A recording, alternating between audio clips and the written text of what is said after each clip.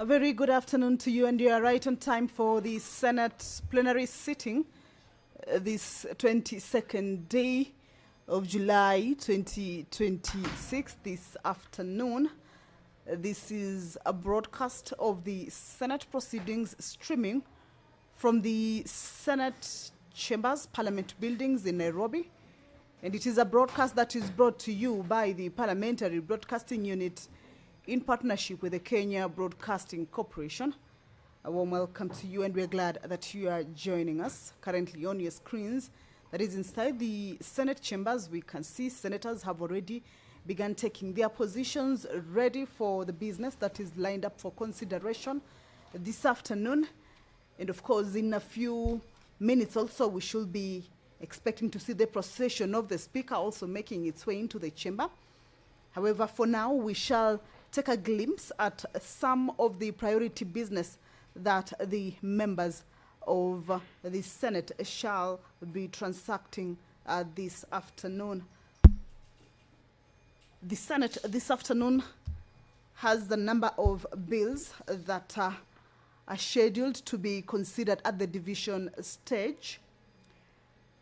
Also, bills lined up for consideration at the committee of the whole, and of course, some motions also to be considered at the division stage. One of the motions is the motion regarding the traffic rules 2026, that is the school transport rules. 2026, the traffic motor vehicle inspection rules 2026, as well as the National Transport and Safety Authority operation of commercial vehicles regulations 2026. Now, this is a business that was already considered on the floor of the Senate. Members of the Senate debated on the contents of these particular rules and regulations, and of course, considering the report of the Select Committee on Delegated Legislation. And this afternoon is part of the business that has been lined up for consideration. The report of the committee that was laid on the table of the Senate on 10th June 2026. And the committee has urged the Senate to annul the traffic school transport rules, the traffic motor vehicle inspection rules, as well as the National Transport and Safety Authority operation of commercial vehicles regulations that were being proposed. So this is a business that at this particular point is at the division stage for the members to be able to decide on this particular report as has been proposed by the committee.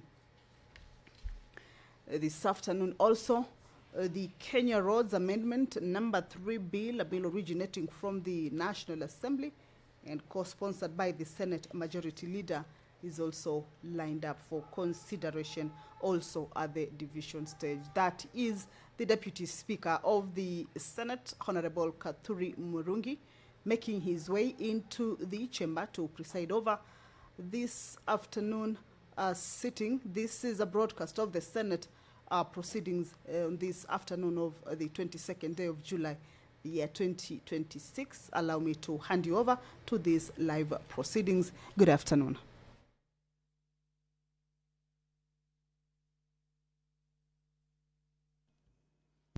Let's pray. Almighty God, we beseech you to be owned with abundant favor and blessings as your servants whom you have been pleased to call to leadership positions in this republic. We sing guidance to treat and consider all matters that shall come under the reparation in so just and faithful a manner as to advance the peace, prosperity, and welfare of our country and of those whose interests you have committed to our church. Amen.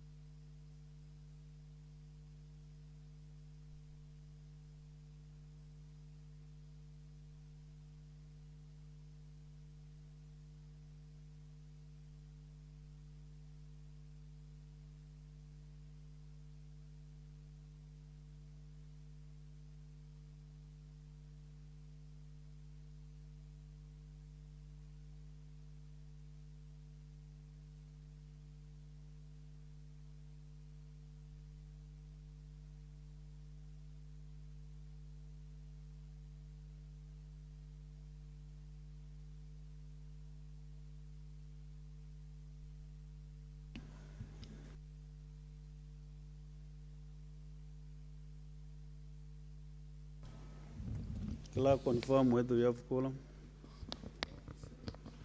Sergeant Tata, I'm sealing the quorum bell for 10 minutes.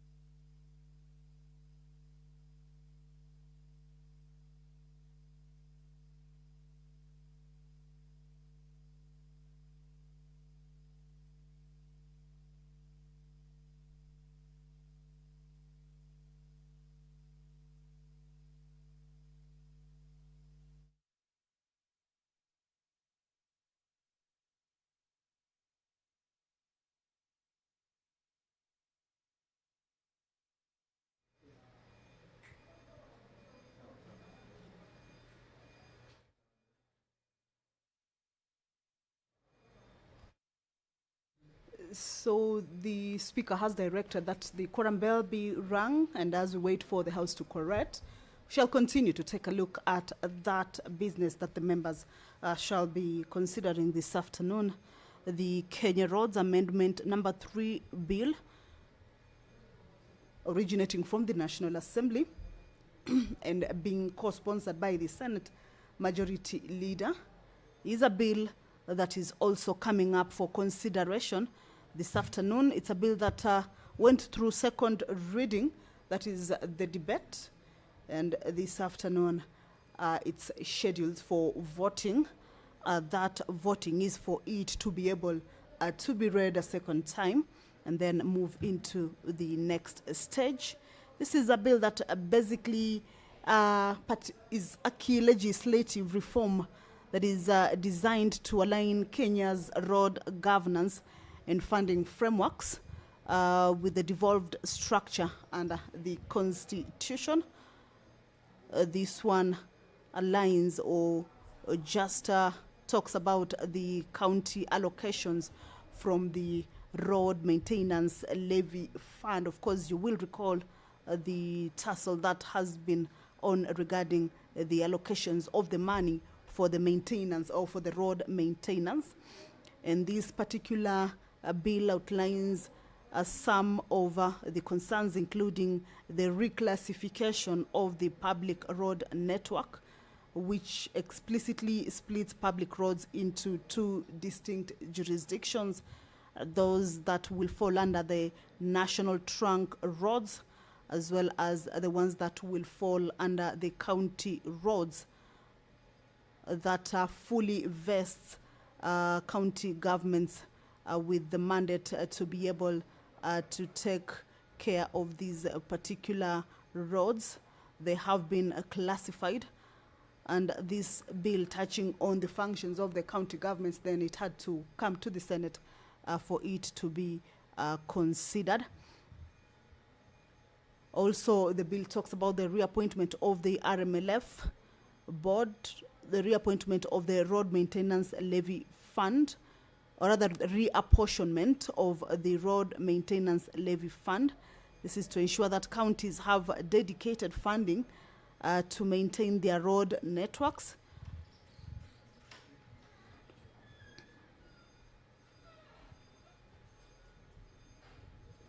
The bill also outlines the county governance and standards mandates.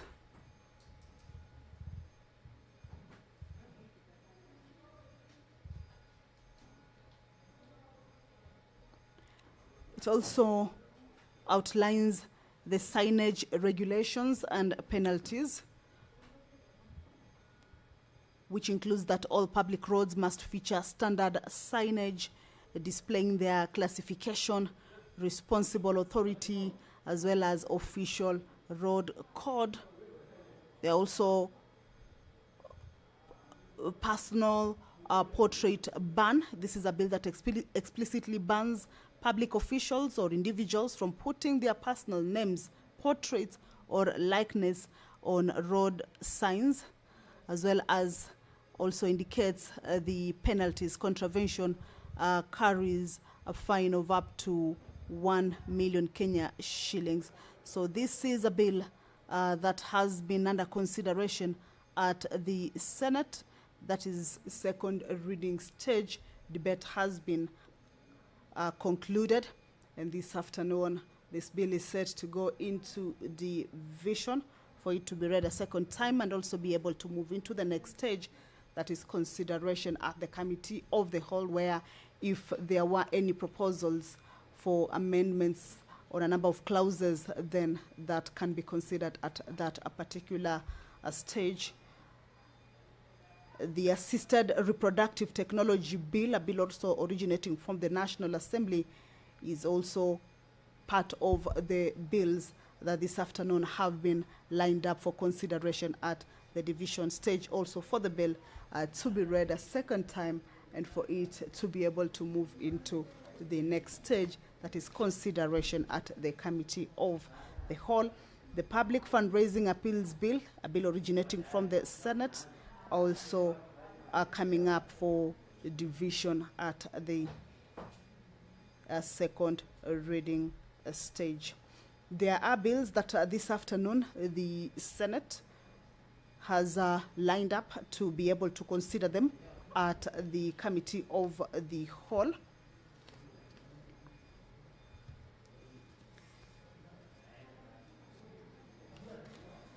And also pursuant to provisions of Standing Order 53, paragraph 1, senators shall be seeking statements from various standing committees. This afternoon, the Senator for Marsabit County, Honorable Mohamed Chute, shall seek a statement from the Standing Committee on Land, Environment and Natural Resources regarding the boundary dispute at Abjahan along the Marsabit Wajir counties. Senators, we can see they are making their way into the chamber. Remember, currently what is on is a quorum bell, a 10-minute quorum bell. This is at the commencement of the sitting, and we have seen that more members have made their way into the chamber. This means that the quorum is just about to be attained. At least 15 senators. This is as provided for in the House Standing Order number 39. So we believe in just a few minutes that quorum shall be raised and the sitting of the Senate shall commence. This afternoon also the Senator for Kisumu County, Professor Tom Ojenda, shall seek a statement from the Standing Committee on Land, Environment and Natural Resources regarding the subdivision and conversion of agricultural land to non-agricultural uses across Kisumu County. And the Senator for Kitui County, Honorable Enoch Wambua, shall this afternoon also seek a statement from the Standing Committee on Land, Environment and Natural Resources. This regards the increasing pollution and contamination of rivers flowing into Kitui County. Proceed and call out the first one. Not yet?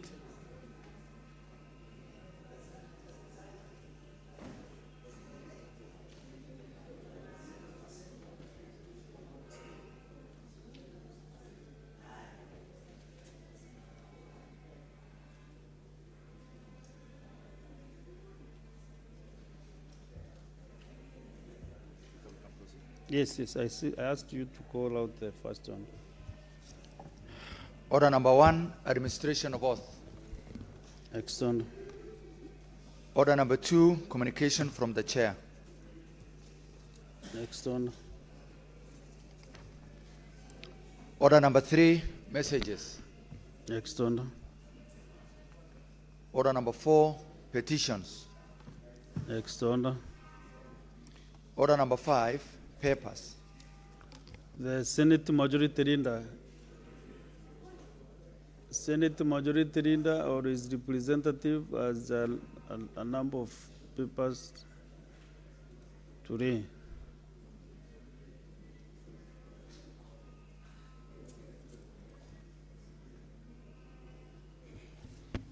Thank you, Honorable Speaker. I beg to lay the following papers on the table of the Senate today, Wednesday, 22nd July 2026. 1. Tourism, the Tourism Enterprises Regulations 2026, and 2. The biannual reports of the Commission on Administrative Justice for the period July-December 2025. Thank you, Honorable Speaker. Next, Honor Clerk. Order number 6, notices of motion. Next, Honor. Order number 7, questions and statements. Honorable Senators, we have several statements and standing under 53-1. We start with the Senator from Marsabit County, Senator Mohamed Chute. He has 2 statements. Those statements are dropped. Senator for Kisumu County, Senator Professor Tom Ojenda.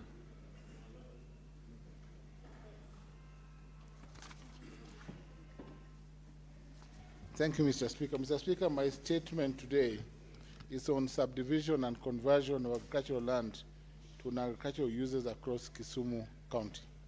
Mr. Speaker, I rise pursuant to Standing Order 53-1 to seek a statement from the Standing Committee on Land, Environment and Natural Resources on a matter of countrywide concern regarding subdivision and conversion of agricultural land to non-agricultural uses across Kisumu County.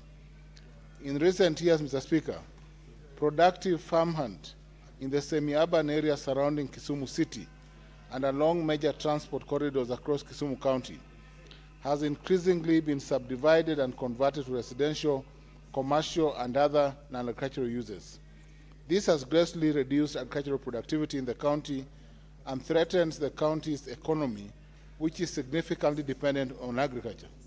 Mr. Speaker, in the statement, the committee should address the following. 1.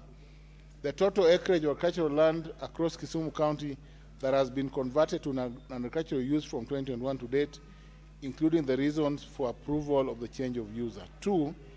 Whether in determining applications for subdivision and change of user of agricultural land, the county government of Kisumu gives special consideration to the impact of land transactions on agricultural production and overall food security in the county. 3. Whether the county government tracks the cumulative impact of approved subdivision and change of user transactions for agricultural land on agricultural productivity and household food security within the county, and if so, to obtain the current data on the same. Lastly, Mr. Speaker, the measures to safeguard high potential agricultural land from indiscriminate subdivision and conversion to an agricultural use, and to generally promote sustainable land use planning in Kisumu City.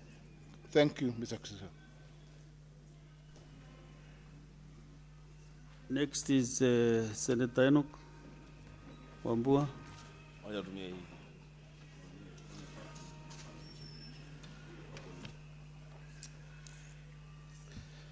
I thank you, Mr. Speaker. Mr. Speaker,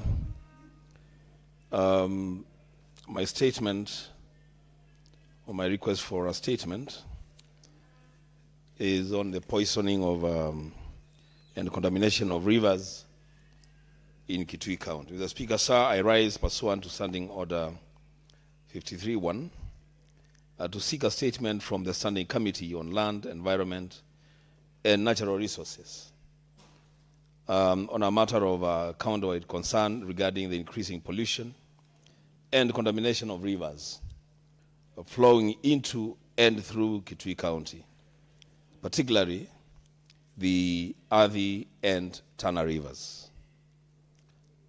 Mr. Speaker, sir, these rivers, Athi River and Tana River, are lifelines for irrigation, livestock, and water for domestic use.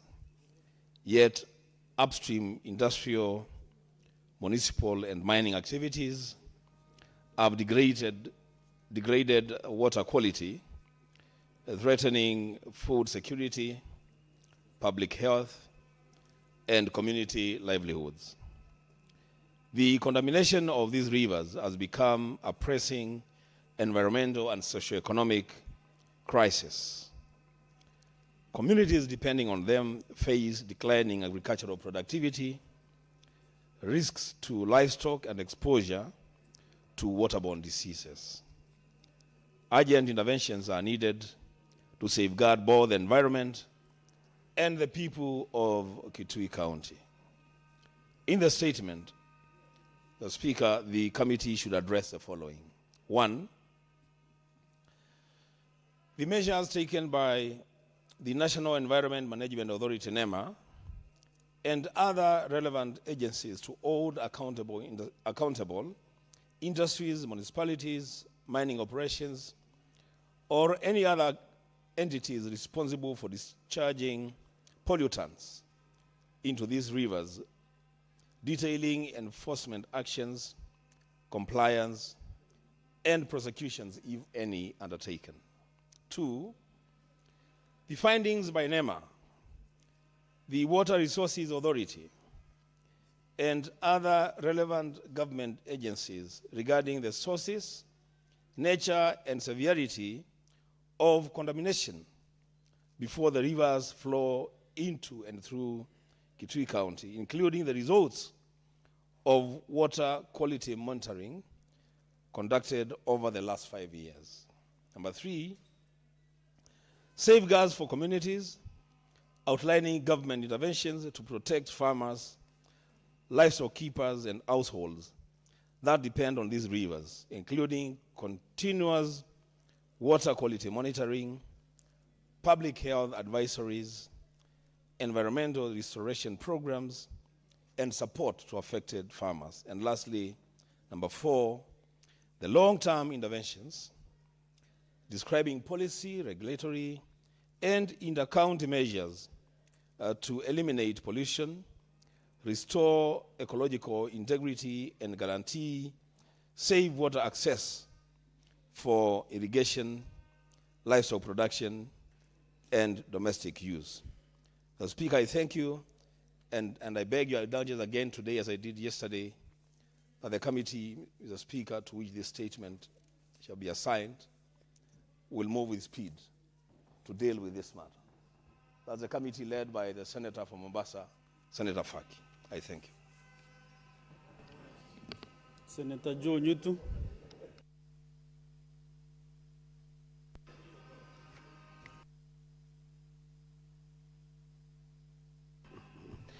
Thank you, Mr. Speaker.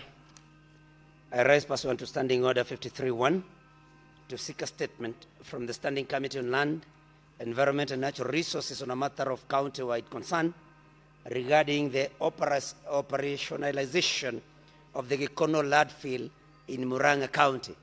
Mr. Speaker, sir, while the commissioning of the facility by the county government of Murang'a marks a significant milestone in improving solid waste management, concerns remain about the implementation of key environmental safeguards, security measures, and community relations that were integral to the project's design. In the statement, the committee should address the following. 1, whether the county government has commenced the 250-meter tree buffer around the landfill and give the expected timeline for completion. 2, the schedule for fencing the entire landfill to secure it against theft, vandalism, encroachment, and unauthorized access. 3, the budgetary provisions made for the establishment of the tree buffer and the construction of the perimeter fence, including the implementation schedule for both activities. 4, the strategies by the county government to ensure adherence to environmental and social impact assessment, ESIA, the Environmental Management and Coordination Act, EMCA, and the National Environmental Management Authority, NEMA, conditions alongside mechanisms for public participation, grievance redress, and fostering harmonious relations with neighboring communities. I thank you, Mr. Speaker.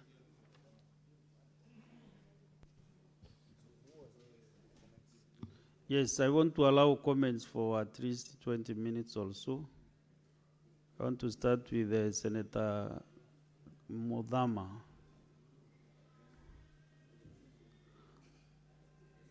Senator Onyonka. Are you ready for comments or you are queuing for some other business? I'm ready for comments. Just under 2 minutes, proceed. Thank you, Mr. Speaker. I want to comment on the statement for Senator Wambua Kitui about pollution of the rivers.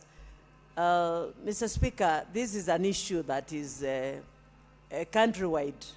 Most of the rivers are polluted, and I don't know what the committee would do to NEMA so that they can clean the rivers and so that they can also deal with the people who are polluting the rivers. Mr. Speaker, I think the committee of Senator Seki should really call the NEMA, and I think, Mr. Speaker, NEMA should be called in this House, because now this week, and even last week, we were dealing with pollution of rivers. So NEMA should be called in this House to come and answer why there is so much pollution of the rivers. Thank you, Mr. Speaker. Senator Mboni Kalwale. Thank you, Mr. Speaker. Mr. Speaker, the issue raised by Professor about land use begs for a wider and more generalized answer. Mr. Speaker, we don't know at what stage the National Land Commission is usually involved. The country will remember, Mr. Speaker, when the government came up with the so-called affordable housing program, they just attacked property in towns. For example, if you go to Kakamega, one of the most affluent parts of the city is Milimani. It was attacked, houses were razed down. We supported because we thought the government knew what it was doing, only for it to end up using a half an acre of over 20 acres that were peeled down. Our town now looks like a city where there was a war because buildings have been destroyed. The so-called affordable houses have not been put up. This should not be allowed. The National Land Commission should be consulted on such important issues. Mr. Speaker, the issue raised by Senator Wambua, the Senator of Kitui, it is so important. I don't know the role played by the Ministry on Environment. Mr. Speaker, you go to, I had an opportunity 3 weeks ago to visit Ahero town to specifically, Mr. Speaker, inspect a flogger program. And Mr. Speaker, I found that the county government of Kisumu, using flogger funds, is actually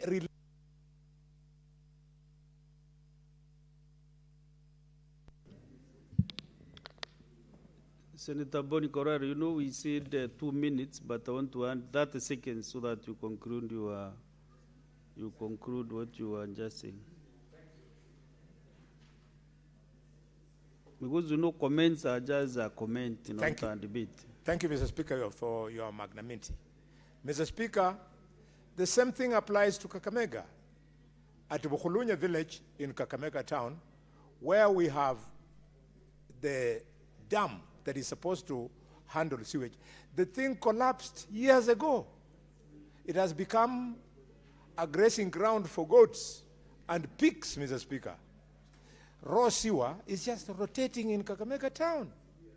Where is government? National level. Since the county government of Kakamega has collapsed anyway, the national government should come in and save us. I thank you, Mr. Speaker. Senator Beatrice Ogola. Honorable Speaker, I rise to give a comment on the statement by the Senator of Kitui, Senator Enoch Wambua. Honorable Speaker, the issue of pollution must concern us as a country. And Honorable Speaker, because of lack of water, most of people along rivers use the water directly without treatment. They use it for domestic use, Honorable Speaker, and it is because of that Honorable Speaker, there are a lot of emerging diseases that are related to sanitation, Honorable Speaker. So, Honorable Speaker, the issue of pollution must not only be addressed by NEMA, but even as a country, we must enhance public education to our people to know that polluting the rivers is actually endangering their lives, Honorable Speaker. Honorable Speaker, once I was a CEC in Homa Bay for environment, and there are people who would throw garbage on some rivers, and then the public would call me to tell me that we should be going to collect that baggage.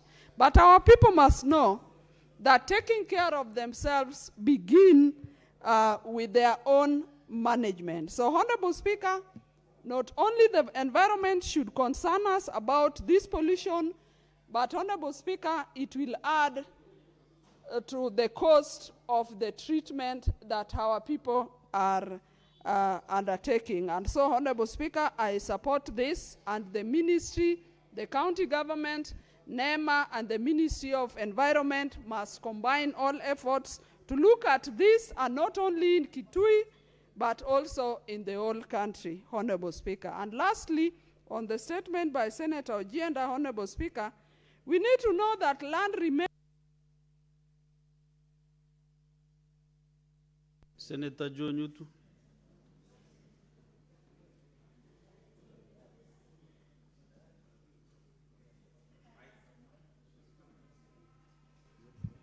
Thank you, Mr. Speaker. I rise to support the statement by the Senator for Kitui, Senator Wambua, on pollution and contamination of rivers, Mr. Speaker. This is something that cuts across the whole country. It may not be specific to Kitui County, Mr. Speaker, because you know rivers flow through several counties. Mr. Speaker, the major missing link has been NEMA. I am privileged to sit in the Committee on Land, Environment, and Natural Resources, Mr. Speaker. And we have been to places. I remember you have visited Sukari Industries, somewhere in Ndiwa. And Mr. Speaker found that NEMA had not done what they're supposed to do. Mr. Speaker, it's a big matter of great concern that rivers that flow ultimately to the Indian Ocean can be polluted and contaminated with NEMA doing nothing. Mr. Speaker, this will cause a problem not only to the users of the waters of these rivers, but also to marine life. Because at the end of the day, every other river in this country, Mr. Speaker, flows into the Indian Ocean. And so I support that the committee should take priority on this matter and see to it that we prevent these rivers, we protect them against further pollution, because we'll be risking the lives of people. Mr. Speaker, other than waterborne diseases that may come from this pollution and contamination, Mr. Speaker, we can get also other illnesses, especially because some of this contamination comes from industrial waste. And Mr. Speaker, could be this is the reason that we have had a rise in cases of cancers, Mr. Speaker. And I think I would want to urge my chair, Senator Faki, to give priority to this particular statement so that we can be able to protect our lives, the marine life, and the lives and health. Senator Onyonka.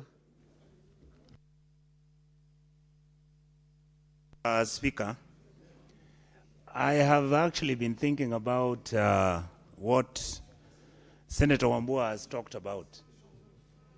And Mr. Speaker, I have an idea, I think, which might help us. Because, you know, we've been discussing this thing of NEMA for the last 3 weeks.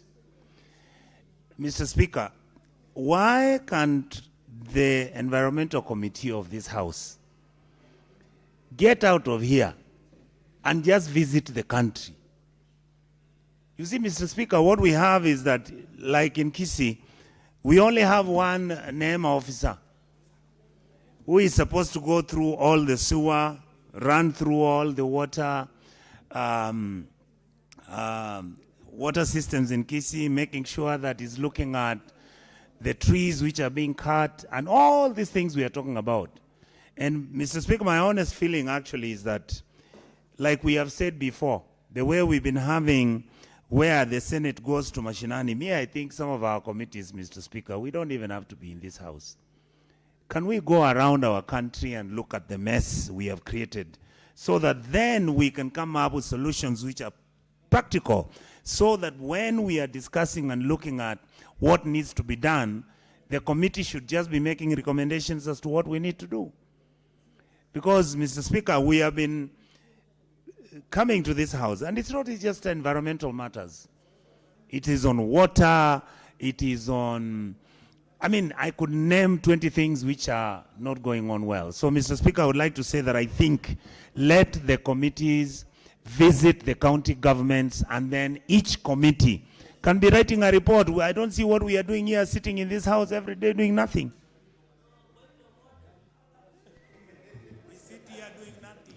Senator Chalage. Thank you, Mr. Speaker, sir. So he's making his comment. Use your Speaker, time sir. wisely. You are 2 minutes. Okay, Mr. Speaker, I just want to call my brother, Senator Onyonga, to order. Because the reason we sit here is a constitutional obligation under Article 96, and one of the roles is to do legislation. So I would want to appeal to him. He's one of the seasoned legislators. He should be well versed with what we do.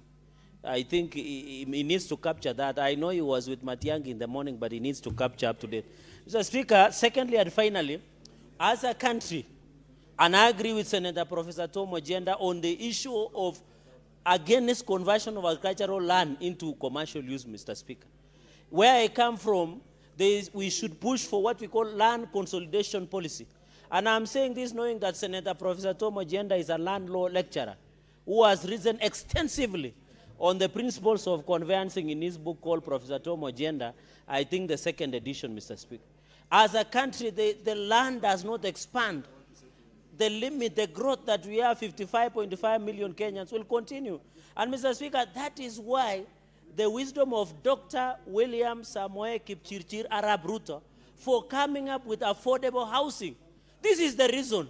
People who want to scrap for affordable housing should listen to this, Mr. Speaker. Because we cannot, even the Kisii, where you're coming from, Mr. Speaker, and Nyamira, people there are so many that there is no land to expand to. The solution is promoting affordable housing program, Mr. Speaker. And we must support the president so that we can ensure we have more agricultural land to produce more food. I'm wondering what our brothers are talking about when they want to scrap affordable housing. Where will you feed Kenyans from? Where will they? Most of them here close their doors when Kenyans go begging for food, Mr. Speaker. Mr. Speaker, therefore, we must support their... Senator Manzo.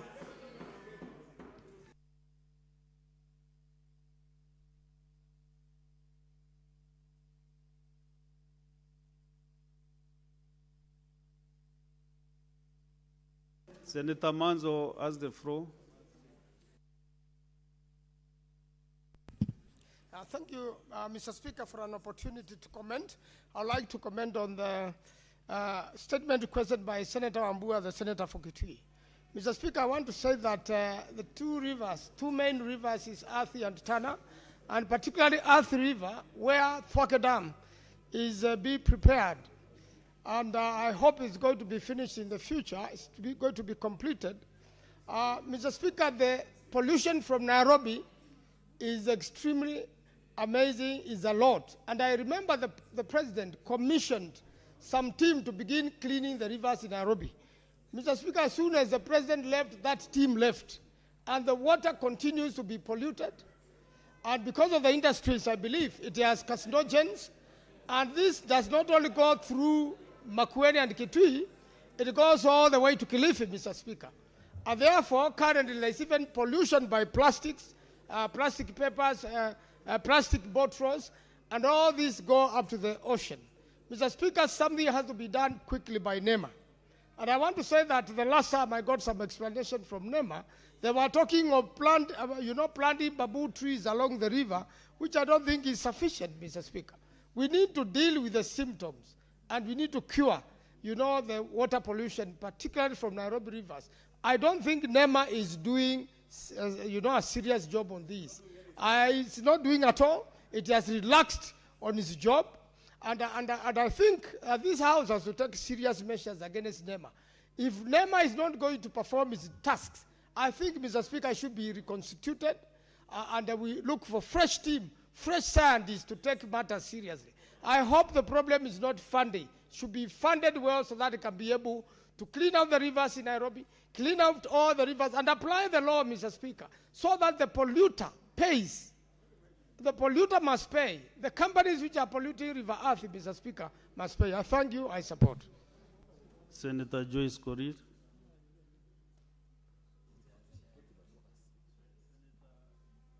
Senator Mandago.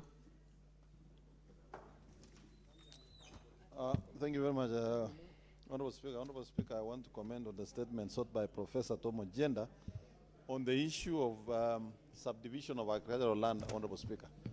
Honorable Speaker, food security is a serious matter for every nation, and continuous subdivision of agricultural land will put this country at risk of having to import food, Honorable Speaker, when we are converting our rich soils for commercial purposes, Honorable Speaker. Honorable Speaker, I want to commend Senator Ojienda for this statement, and ask the House and the Committee for Lands that is going to consider this statement, that they consider amending the Land Act. Honorable Speaker, I speak from experience, knowing that this land function is a shared function between national government and county government. Honorable Speaker, because of that confusion, and because of the amendments in the Land Act that then abolished the land boards that were responsible for approving the subdivisions, Honorable Speaker, you'd find surveyors, land officers carrying out subdivisions at the comfort of their offices, dismantling the much needed agricultural land, Honorable Speaker. Honorable Speaker, I want to ask the Committee for Lands to be diligent and propose amendments so that where necessary, we can actually, as is now, stop any further subdivision of agricultural land in this country. If you move around our towns and our cities, Honorable Speaker, you will find a lot of empty spaces that have not been developed. And yet, we are going further from the towns, from the cities, to subdivide agricultural land. There is need for controlled expansion of towns so that agricultural land can be preserved for food production. I therefore want to second and support this statement and ask the Committee for Lands to consider limiting the subdivision of agricultural land. Thank you. Senator Professor Tom Ojienda. Mr. Speaker,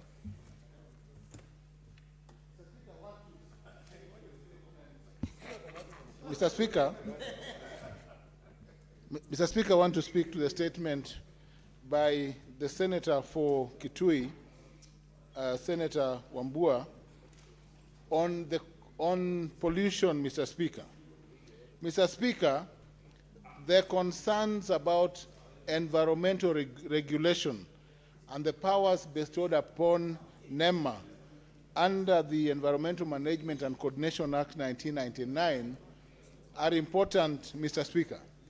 Mr. Speaker, it is also important to note that there are two other institutions that are created by EMCA, the Public Complaints Committee and the National Environment Tribunal, where, Mr. Speaker, I served for 6 years. And therefore, Mr. Speaker, I understand the underpinnings around pollution. Mr. Speaker, the regulations that are set out that require the intervention of NEMA for various undertakings, Mr. Speaker, including compliance by factories, Mr. Speaker, and the problems of pollution, my Lord, Mr. Speaker, arise from the fact that, Mr. Speaker, there is no policing or supervision by NEMA to ensure that factories or industries do not discharge pollutants into rivers, Mr. Speaker. Mr. Speaker, this problem is not unique, Mr. Speaker, to the Tana River or the Athi River that flow into to the ocean, Mr. Speaker. But there has to be, Mr. Speaker, supervision by the arms of NEMA to ensure that what is finally discharged, Mr. Speaker, are not pollutants that endanger the lives of Kenyans, because our citizens, Mr. Speaker, drink directly from these rivers. Mr. Speaker, this problem is not unique to Kitui County, because, Mr. Speaker, in Kisumu County, we have factories that process sugarcane that also pollute rivers directly because there's no supervision by NEMA. NEMA, Mr. Speaker, needs a wing that will ensure that factories pollute only or discharge only water or waste that does not endanger the lives of citizens, Mr. Speaker. And this is a call not just because the law is there, it is simply the implementation of the law. I thank you, Mr. Speaker. Senator Abbas. Okay. Honorable Speaker, I want to contribute to Mheshimiwa Wambua's statement. Mheshimiwa Speaker, actually what is happening in this country is actually, unfortunately, there's a lot of pollution.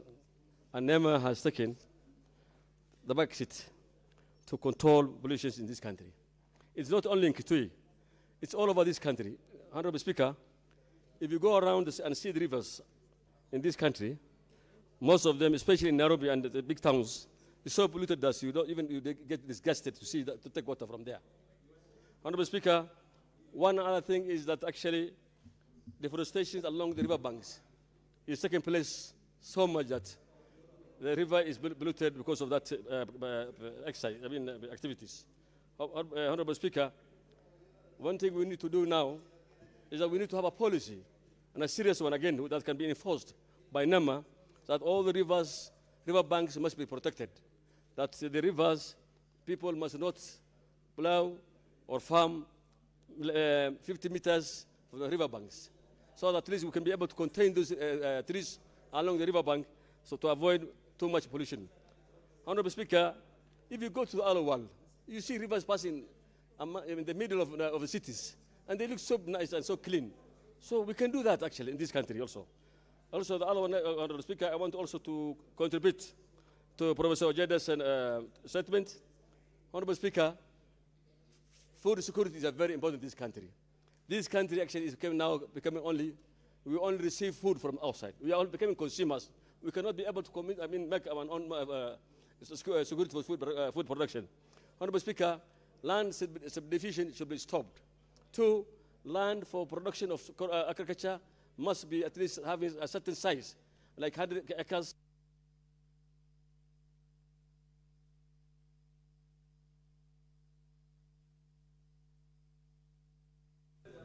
Senator Mohamed Faki.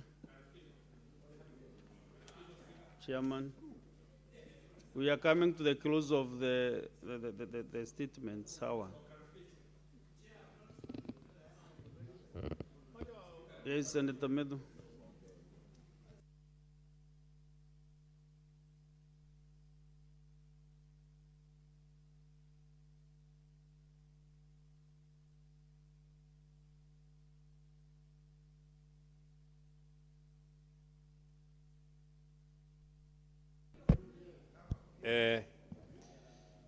Mr. Speaker, sir, I seek for your direction. Yesterday, when we were supposed to make comments on the statements that were sought, only 2 senators commented, and we only had 6 minutes before we adjourned. So I'm asking whether we can still comment on the statement that was sought yesterday because we didn't comment.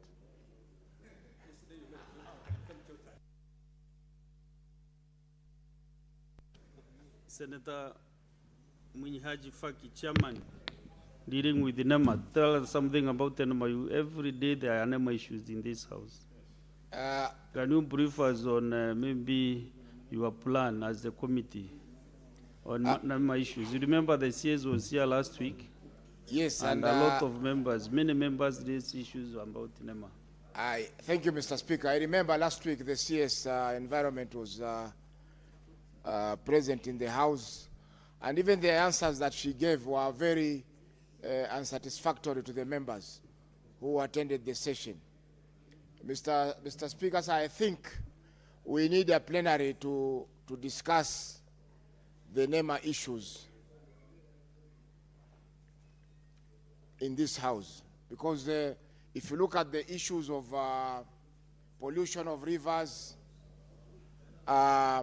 pollution of the environment arising maybe from mining activities, pollution of the sea. For instance, in Mombasa, the Mombasa Water and Sanitation Company drains their sewers into the Indian Ocean. And even my colleague here, Senator Ososi, visited the Kipevu water treatment as a committee, and he saw firsthand that sewer is draining into the Indian Ocean.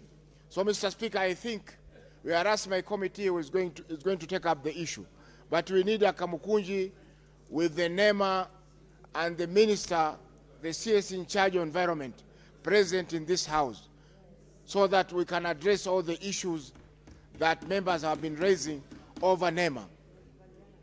Mr. Speaker, if you go to Athi River here, Athi River, all the are draining into the Athi River. Nairobi River also, although there are some plans which are ongoing to rehabilitate the Nairobi River, again, pollution is high in Athi River and in Nairobi. So, Mr. Speaker, this is a crisis, a national crisis, because most of the NEMA officials also who are working in our counties are part of the corruption cartels that feed into this problem.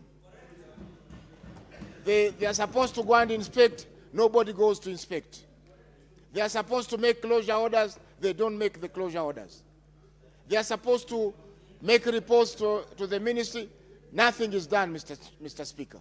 So we need this plenary with Akamukunji, with the CS and NEMA, so that we can make resolutions that will be undertaken by the NEMA and the CS environment. I can see the majority leader is frowning about this. But if you go also to Kericho, the same pollution happens.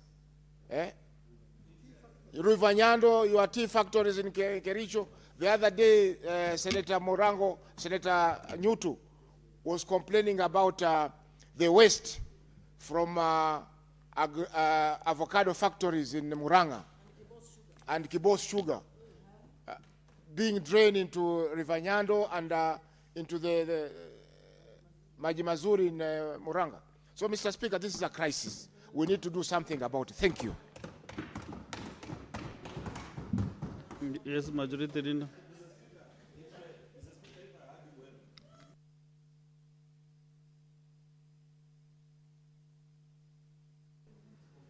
Mr. Speaker, if I had your instructions to the chairperson, it was to propose a way forward to the House. But he has rewritten the Book of Lamentations, Mr. Speaker, and added a new chapter, just pouring the misery which we are already aware of. What we are expecting to hear from the chair, Mr. Speaker, is what is the proposed way forward, so that as a House we can assist him. He has put across a proposal, Majority Leader, on the senators. All of us cannot be chairs at the same time. So I want to to inform the Majority Leader from my seat. He gave an undertaking to have the CS and the NEMA team appear before the Senate in a Kamukunji way, so that all of us can be able to engage NEMA. The CS was here last week, and she was not able to explain a lot on NEMA issues. So I think that is the way forward, but then maybe a commitment on when, after how long. Senator Wambua. Subject. Thank you. Mr. Speaker, thanks for that direction on the need to have a session with NEMA and the ministry to discuss these issues. But, Mr. Speaker, can I request that because when we call those people here, they will come here with data that they have generated from boardrooms or from wherever they have generated it from. The Speaker, can I suggest that because Tana River and Athi River and those other areas, Nairobi River, they are not very far. The committee can commit, this is a national crisis. The committee can commit even tomorrow to visit these sites so that even as we call this, the NEMA and the CS, we also have our own in-house generated information on what is happening. So just don't rely on them to come and tell us what they are doing and what they have not done. Mr. Speaker, as I conclude, let us take this matter a lot more seriously than the way we have treated our statements. This country is being poisoned, and NEMA is just watching. I think, Mr. Speaker.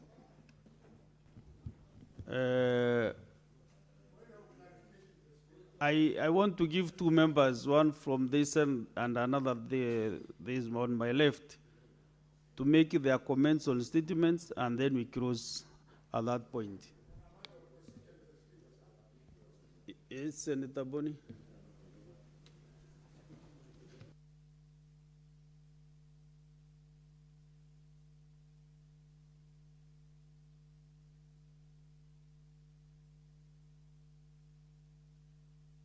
Mike, please. Yes. Mr. Speaker, the matter raised by the leader of the majority in response to the comments by the chairman requires that the Speaker gives direction. Mr. Speaker, the meaning of the leader of the majority in the Senate is that he is the leader of government business in the Senate. Senator Mr. Speaker, Buzz, please, 1 Senator minute. Buzz, you should not stand between the Yes, member contributing and the chair. Means that so he I can is the engage you. leader of government business in this House. Mr. Speaker, how the leader of the government business can challenge a legitimate proposal by the chairman on the failures of his own government and not lead the House in ensuring that the minister is brought here begs for the question. Senator Boni, I is think we... Senator Aaron Cheriot performing the functions of the leader of government business in this House, or he is on a personal agenda like financing World Cup trips to go and watch football in the US, Mr. Speaker? Senator Mboni Karore, you're out of order. Have your seat. Have your seat. Senator Boni, you know once the chair directs the House on the way forward, I think the majority leader is actually relegating a lot of influence and duties to the chairs of committees. And the chair of the committee is a renowned, a very progressive chair. Actually, the chair of Lands and Environment, he has really performed more than the former chair.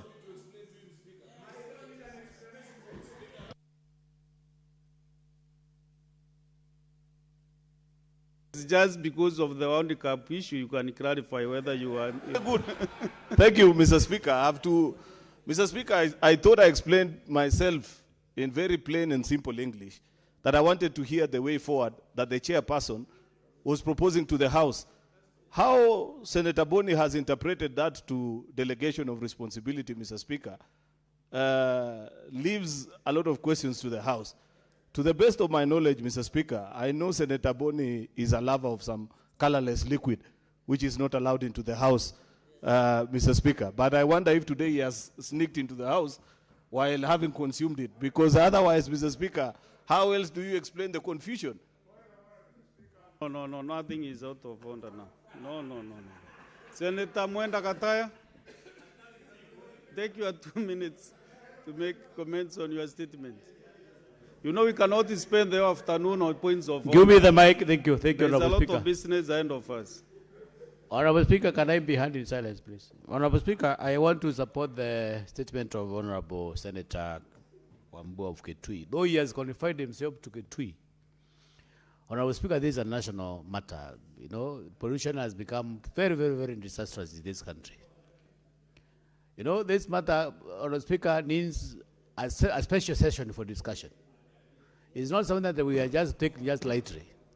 We need a special sitting for this matter, Honorable Speaker, because we have been all over the country, and this country is not heading towards the right direction. Honorable Speaker, the so-called NEMA is not even, doesn't even have the capacity even to, doesn't have the capacity, Honorable Speaker, to tame. We need to enhance the capacity of NEMA. Honorable Speaker, Two, Honorable Speaker, this community, Kenya, the Kenyans are very disciplined in terms of pollution. We are very disciplined as a country, as a nation. You know, Honorable Speaker, it is shocking that you find even some very distinguished members of society even throwing littering over, even throwing some dirt in the rivers. Honorable Speaker, it's a matter that needs some serious conversation. It's not an issue, Honorable Speaker, that we can just bring a statement and decide that we have just solved those problems, or maybe we parade them here. It's an issue, Honorable Speaker, that requires a whole topic, because this country is not heading towards the right direction. We have so many rivers, Honorable Speaker, that even the fish are dying because they cannot even exist in those environments. So it's an issue, Honorable Speaker, that I want to congratulate Senator Wambua, though he has qualified himself to Kitui. It's a national issue, Honorable Speaker, that cuts across all the counties in this country. And I think Senator Faki, who ends that in Department of Environment and Lands, should move with a lot of speed and make sure that we parade all those stakeholders.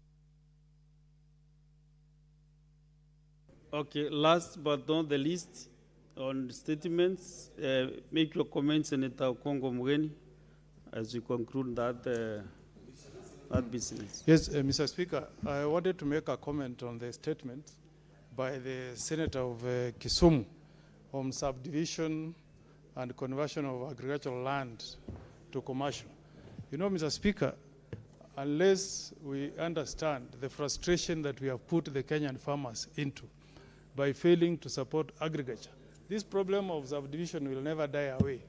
Because, Mr. Speaker, if you are paying tea farmers in Kericho, in Kisii, in Nyamira, in Bomet, bonus of 12,000 shillings, what do you expect?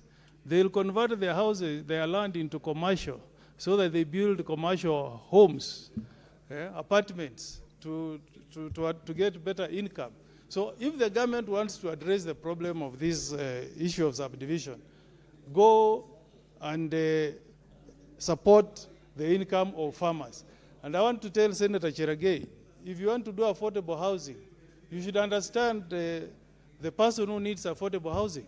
If you want to do affordable housing in Kisii, because you mentioned Kisii and Nyamira, go to the villages, find the people of that locality who are staying in grass-thatched houses, build homes for them. Then you can tell us you are doing affordable housing. But just going to cities,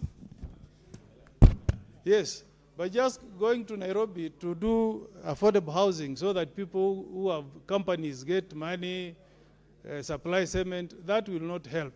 So, Professor Ojenda, your statement is good, it's commendable, but the solution is we must find a way of putting money into the pockets of our farmers. If we don't do that, they look for alternative means of getting income from their land, because the Constitution allows them to own their land and to do whatever they want on that land. Unless, Mr. Speaker, Madam Speaker, that is done, we'll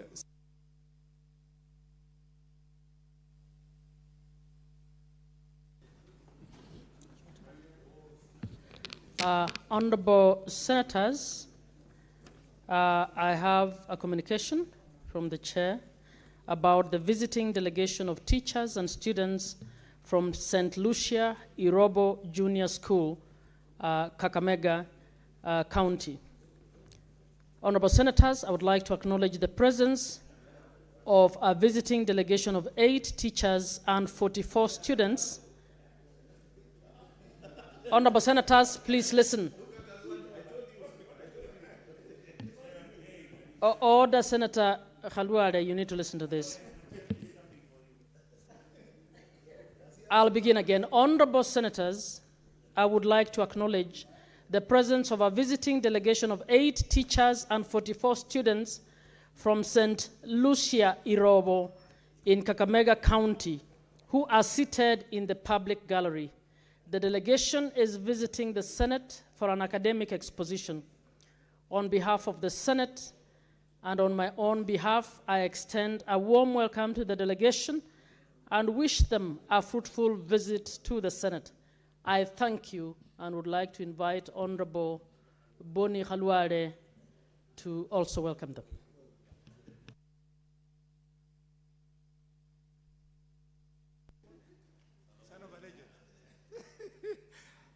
Thank you, Madam Speaker. Madam Speaker, I want to thank you.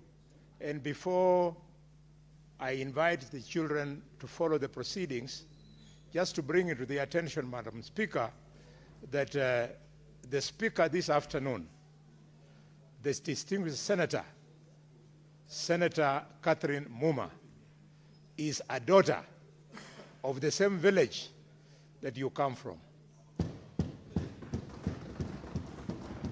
But because, thanks to her excessive beauty, she managed to get married in the neighborhood. Yes, who are our good in-laws and neighbors. Yes. Madam Speaker, I think it is for the benefit of this House to know that Irobo Primary School, where these children have come from, is the same primary school that the late Teresa Shitaga went to school. The husband of Shitaga went to that primary school and then married Shitaga from Ekolomani. We buried Shitaga a few weeks ago at the advanced age of 99 years, but she has left a record, young children, as I spoke in that funeral your parents had, that she was the first Luhya woman, the first woman in the greater Western Kenya to seek to become a member of parliament, but she did not succeed.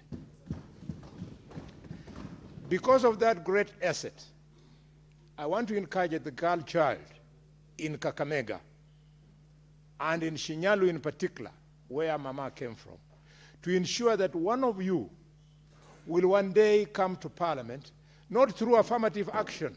No, you prove that you can beat men. I thank you, Madam Chair, and allow me to promise them that after we finish, I'll meet them at the back so that we can speak in Kiluya. Thank you, Mr. Speaker.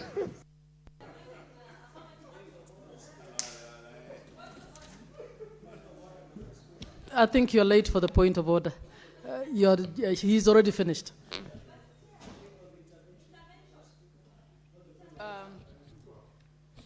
Senator Hezena, what is your intervention? Thank you, Madam Speaker. You know we really respect Senator, the bullfighter, Boni Halwale. But Madam Chair, he's seeing that the chair right at this moment is also a lady from Mulembe Nation who is here through affirmative action. Is Senator Boni Halwale undermining the women who get to parliament through affirmative action? Thank you, Madam Speaker. Senator Halwale, in 1 minute, please confirm that you have respect for members of the Senate or Parliament who are here through affirmative action. Thank you. Thank you, Madam Chair. Order, senators. Thank you, Madam Chair. Madam Chair, I am the only member of Parliament in this House who was a part of the drafting of the Constitution that created affirmative action. And Madam Speaker, it is because of the acknowledgement that women and youth are faced with challenges that we gave you that opportunity. And I'm saying the people who have been nominated, when you are there for one term, vacate so that others get, you come and now compete, which was the intention of that particular clause, Madam Speaker. I respect, as a husband of several wives and a father of very many children, most of them girls, what would I have against them? Thank you, Madam Speaker. Don't quarrel.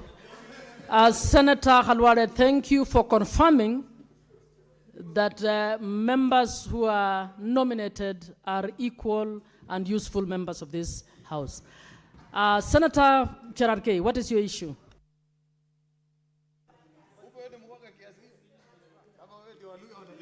Madam Speaker. Order majority. Madam Speaker, on a point of intervention and follow-up, Madam Speaker, I want to confirm we are proud of all members who come to the House through affirmative action, and they are even doing more than even elected members. Madam Speaker, let me make the following. Today at the gate I have received a memorandum on the urgent resolution of stalemate regarding the assumption of UHC and Global Fund staff. gratuity payments, wrong job grading, and unimplemented return to work formula. Madam Speaker, this, together with the minority leader, we did receive, Madam Speaker, and the prayers, just in quick summation so that I can table, is that the Council of Governors leadership to account for delays in payroll, data transfer, county absorption frameworks, and widespread refusal of county governments to negotiate CBS. The second is the Cabinet Secretary of Ministry of Health to explain the implementation status of transition frameworks and to resolution of 14-day strike notice grievance and safeguarding of health work, and the Cabinet Treasury, National Treasury, to address structural shift funds. Senator Cherargei, Senator Cherargei, let me guide you. You don't need to read it, Honorable Senators. Okay.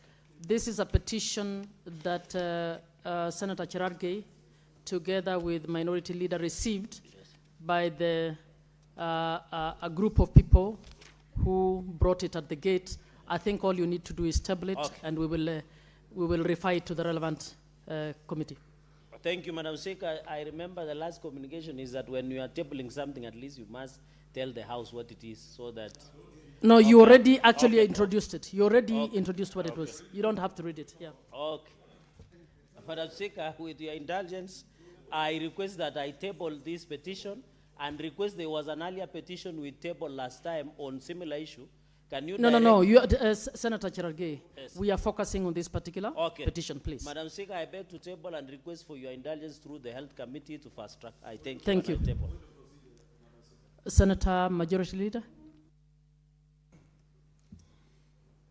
Madam Speaker, I have concern on the process that has been followed on this petition. And this has nothing to do with the substance in the petition, but the procedure that you're allowing. Constitutionally, members of the public are allowed to petition this House, which is perfectly in order. But I am concerned, Mr. Speaker, in the manner in which petitions are processed and brought to this House. These present petitioners that now are conveying their message through the Minority Leader and Senator Cherargei, they came before Parliament this afternoon at around 1:30, I think in a hired vehicle together with loudspeakers and the same, blocked the entry and said that until they are listened to, they were not going to move. And members of this House had to find other ways with which to come to the House.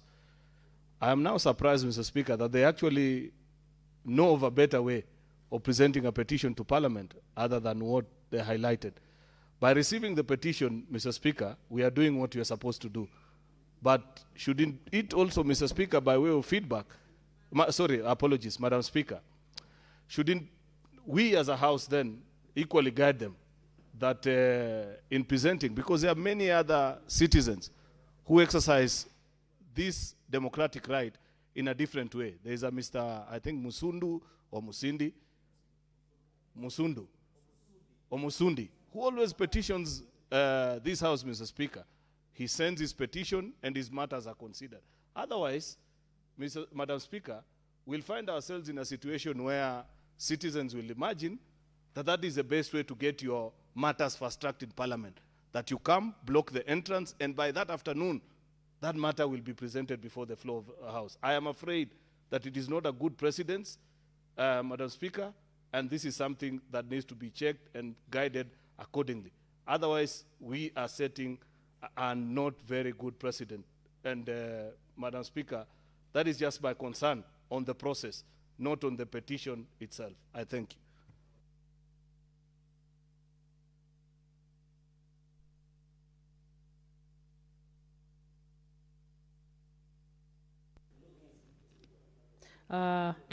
Thank you, Majority Leader, for your concern. Honorable Senators, allow me to guide that this petition be submitted to the Secretariat to process, and before it goes onwards to the relevant committee. I'd like to, I believe my recollection of the provisions of the Constitution are that the petition can be brought as it is brought. The petition can also be brought physically, through a procession, and I think there is nothing wrong with that. What we need to guide the public is that that procession must be peaceful and should not be disruptive. So it is acceptable for a procession to come to Parliament and bring the petition, so long as they do it peacefully without disruption. And I think it is our duty to receive that petition as a House. So I would guide to blend the processes as provided in the standing order, the petition be received by the Secretariat and processed accordingly. Thank you.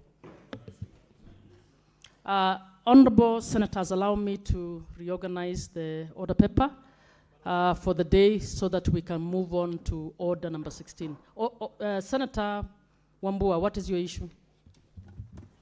Madam Speaker, thank you for your indulgence. It's just on the same issue, and I know you are giving direction to it.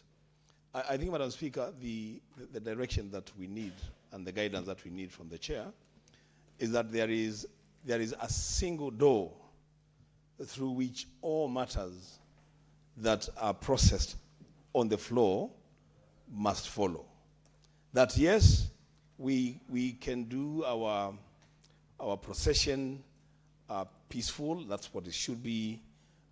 The leaders can receive documents petitioning us on any issue on the land, but that matter, for it to be properly before the House, it must be processed through the office of the Speaker and the office of the Clerk of the Senate. Otherwise, what will happen, Mr. Speaker, is that tomorrow I will also get a petition from people from Kitui on the pollution of the river Athi and Tana, and I will come and read it here without it being processed through the proper channels. I think that guidance is important, Mr. Speaker. Thank you, Senator Wambua. You are just reiterating what I have said, and you will recall I stopped Senator Cherargei from reading the petition and asked that he just tables it.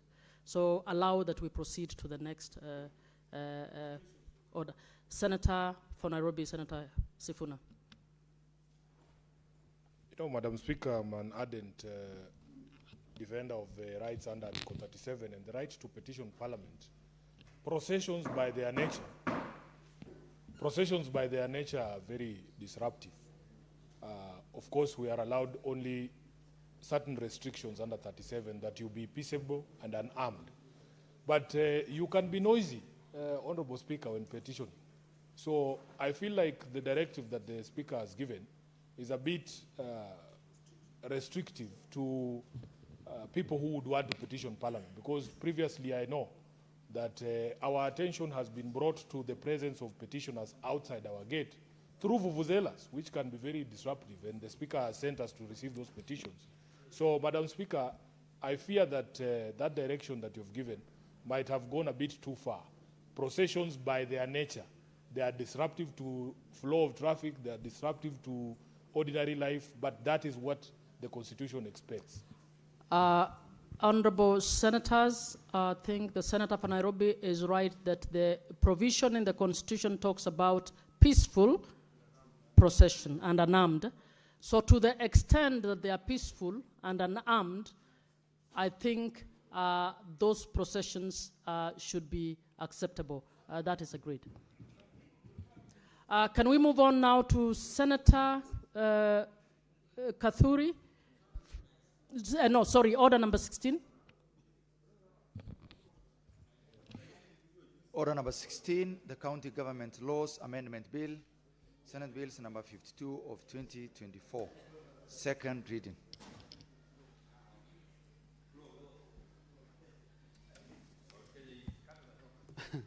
Thank you, Madam Speaker, for the opportunity to move this bill. And I beg to move that the County Government's Laws Amendment Bill, Senate Bills number 52 of 2024, be lent the second time. Honorable Speaker, this bill actually touches on the work and the responsibilities of the deputy governors, who you very well know that, Madam Speaker, they live under a lot of a lot of pressure from the governors. So this bill is actually trying to see how, Madam Speaker, can you kindly allow my thoughts to flow properly by protecting me from Senator Medu can move even to the back side.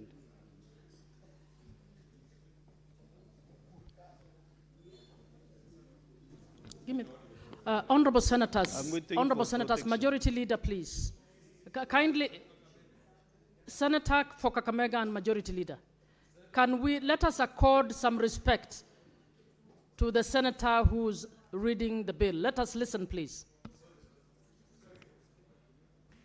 So, Madam Speaker, I was saying, I meant that the County Government Laws Amendment Bill, this amendment to the Act of Parliament is to amend and allow the County Government Acts to provide for specific functions for the Office of the Deputy Governor, and also to amend the Intergovernmental Relations Act and for connected purposes. I said, Madam Speaker, that the Deputy Governors, all the senators here, are aware that currently, with the statistics that I have, because we engaged the Deputy Governors during the stakeholders forum, 42 Deputy Governors are not seeing eye to eye with their governors. And Madam Speaker, you know these people, these two leaders, are always elected together. They sit down and agree on how they will be able to master the votes so that they can get to the office. But once they get to the office, Madam Speaker, you know what happens. What happens when they get to the office? Immediately, then governors chase away the deputy governors. You remember, even I think almost 2 deputy governors have been brought here on impeachments. Yeah? So, Madam Speaker, this is a very important bill touching on devolution. Senator Kathuri, did you actually move that the bill be read a second time? Yes, I did. You did? Okay, that's fine. Proceed. I did. You know, I'm a only registered Senator Catherine, the Madam Speaker. I did that, but you know there was a lot of noise from my backyard. So I sent the bill to be read the second time, and the answer will bear me witness. So, Madam Speaker, what I said is that what this bill is proposing to do, and all senators in this room, in this house, they know the problems that we have with the deputy governors and the governors. Madam Speaker, number one, what I'm proposing to do is to accord the deputy governors the functions, including the general administration of the county government and overseeing the implementation of county executive committee decisions. Madam Speaker, I'm also proposing that they undertake the functions of a specified appointed position in the county's executive committee as may be assigned by the governor. And also represent the governors and the county government in various official capacities in the national and the county levels of government. You know, Madam Speaker, at the moment, there is no deputy governor who can represent the governor in the Council of Governors. They have completely refused. And therefore, the deputy governors are left like, I don't want to say flangers because it is a very sensitive issue, and I can see my colleague is here, who is a defender of the girls. I don't want to use the word flower girls, but also nowadays they are flower boys, Madam Speaker.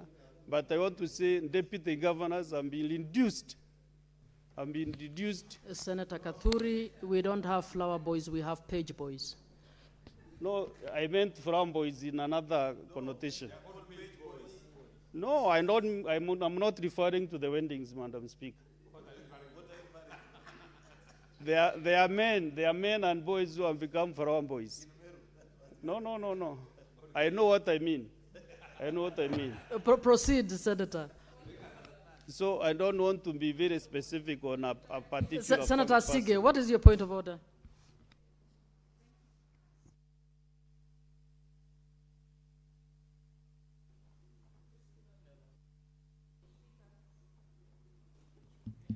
Okay, thank you very much, Speaker, for the opportunity. This is actually a point of clarification, Chair. Senator, of course, for Meru, as he's a very seasoned legislator, as he has told us, will understand that this House is visible to the public. And in fact, we're not here to talk to each other or to ourselves, but we're here to educate the general public across the country. So when he says that he knows what he means when he is saying flower boys and flower girls, I don't understand how that would then educate the public on the bill that he is trying to move, because he needs to make sure that all of us understand and move with him in one accord. So may he explain and clarify what he means by flower girls and flower boys in county government, so that all of us, including the public, can be well informed. Thank you. Thank you. Senator Kathuri, please explain who the flower boys For the and flower benefit girls of time, you know, I didn't want to manage time nicely. Since they will not understand what I meant, Madam Speaker, I withdraw. Senator, the I chair, withdraw, or you want to withdraw? That bit. Thank you. So that we can make progress. And I want members to speak on this important bill before we go too far. So, Madam Speaker, I said that we want also deputy governors to facilitate and maintain effective intergovernmental relations. And I was explaining that there is no governor who would allow a deputy governor to represent him or her in the national forums that they sit with the deputy presidents, with the president, even if they are incapacitated. They have agreed never to allow deputy governors to do anything outside the county. So this bill, Madam Speaker, and I want to quote one gentleman called Professor Ben Nwabweze, who said, concentration of government powers in the hands of one individual is the very definition of dictatorship. And absolute power is by its very nature capricious and despotic. So, Madam Speaker, the concentration of power within the office of the governor, because I was trying to do an analysis, what happens when we elect the president? When the president is elected, he is very magnanimous to give a lot of work to the deputy presidents. And the reason why even these deputy governors are suffering is because most of the county governors are not assigning them budgets to run their offices. So that is why sometimes even these guys, sometimes even they buy tea from themselves to run the office. They do so many things, even the cars. Sometimes they fuel themselves, Madam Speaker, because they have no budget for their offices. In the National Treasury, the Committee on Budget and Appropriations Committee allocates money to both the office of the President and the office of the Deputy President. Therefore, this bill will compel even the county assemblies to allow governors to allocate money to run the deputy governors' offices. Madam Speaker, I remember sometimes when we had issues in Meru, the deputy governor, water was disconnected, electricity, power was disconnected, he had no vehicle. He didn't survive miraculously. And therefore, all these deputy governors have come together and they are seeking and requesting this House to pass this bill so that they can be able to function properly. Some of these deputy governors are professionals, but their work, they don't have anything to do. They are professionals, they can contribute a lot in the respective county governments, but Madam Speaker, they are not allowed to do anything. So, Madam Speaker, this bill has come the right time. Actually, we were to handle this bill when we were in Busia, but unfortunately, that was the best forum to discuss about it. But now, you can see, Madam Speaker, this is the right time. And so far, the 40th Senate, this one we are in, has considered the removal from office of Honorable Dr. William Odwall, the Deputy Governor of Siaya County, and Honorable Dr. Robert Monda, the Deputy Governor of Kisii County.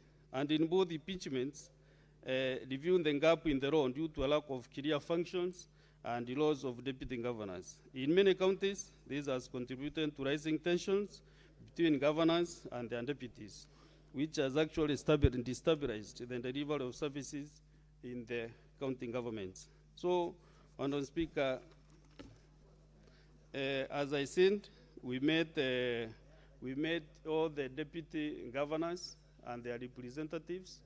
And I want to thank also the committee that handled this matter, led by Senator Abbas. that, Madam Speaker, they did very good work, and we processed this bill without any hitches.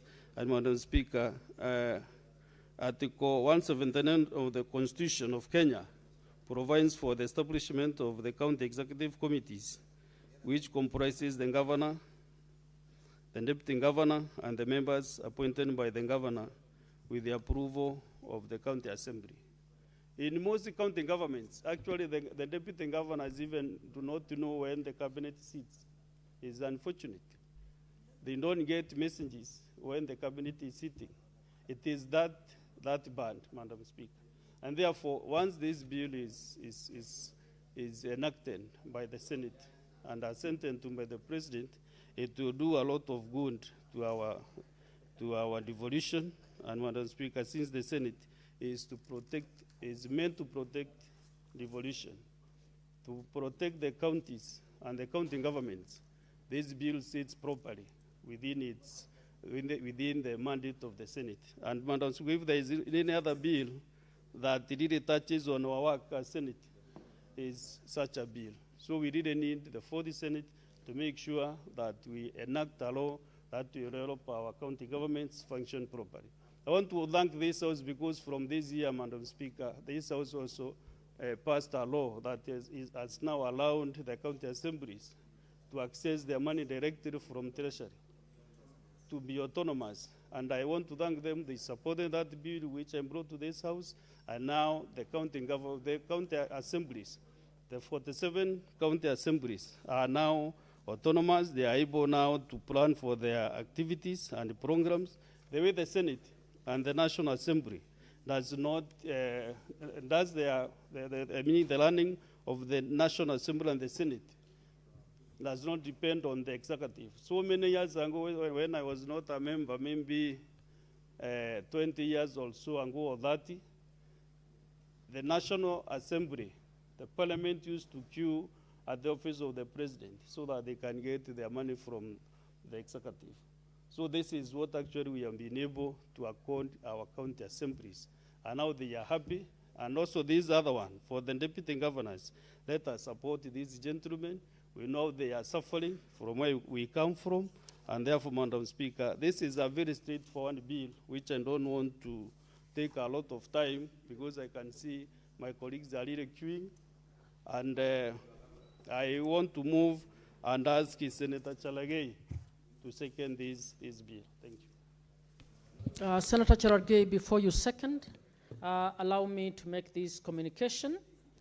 Honorable Senators,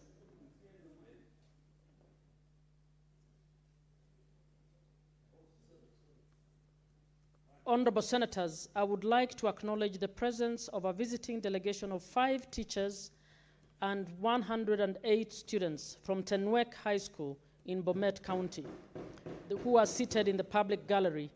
The delegation is visiting the Senate for an academic exposition, and on behalf of the Senate and on my own behalf, I extend a warm welcome to the delegation and wish them a fruitful visit. I thank you. I would now quickly like to allow Senator Sigei to also welcome them for only 2 minutes.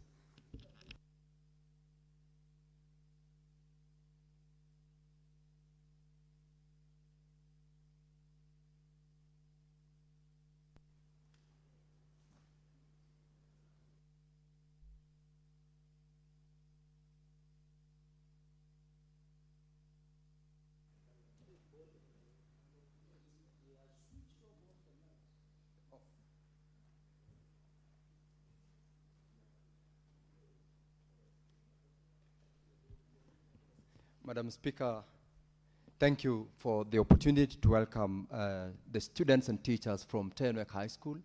Tenwek High School, Madam Speaker, is my school. That is the school where I honed my academic and political career, and I want to celebrate them today. In fact, Tenwek High School, Madam Speaker, is one of the 2 C1 schools in the county, and I'm proud of the school. In fact, last weekend, Madam Speaker, we were celebrating academic excellence as well as sports.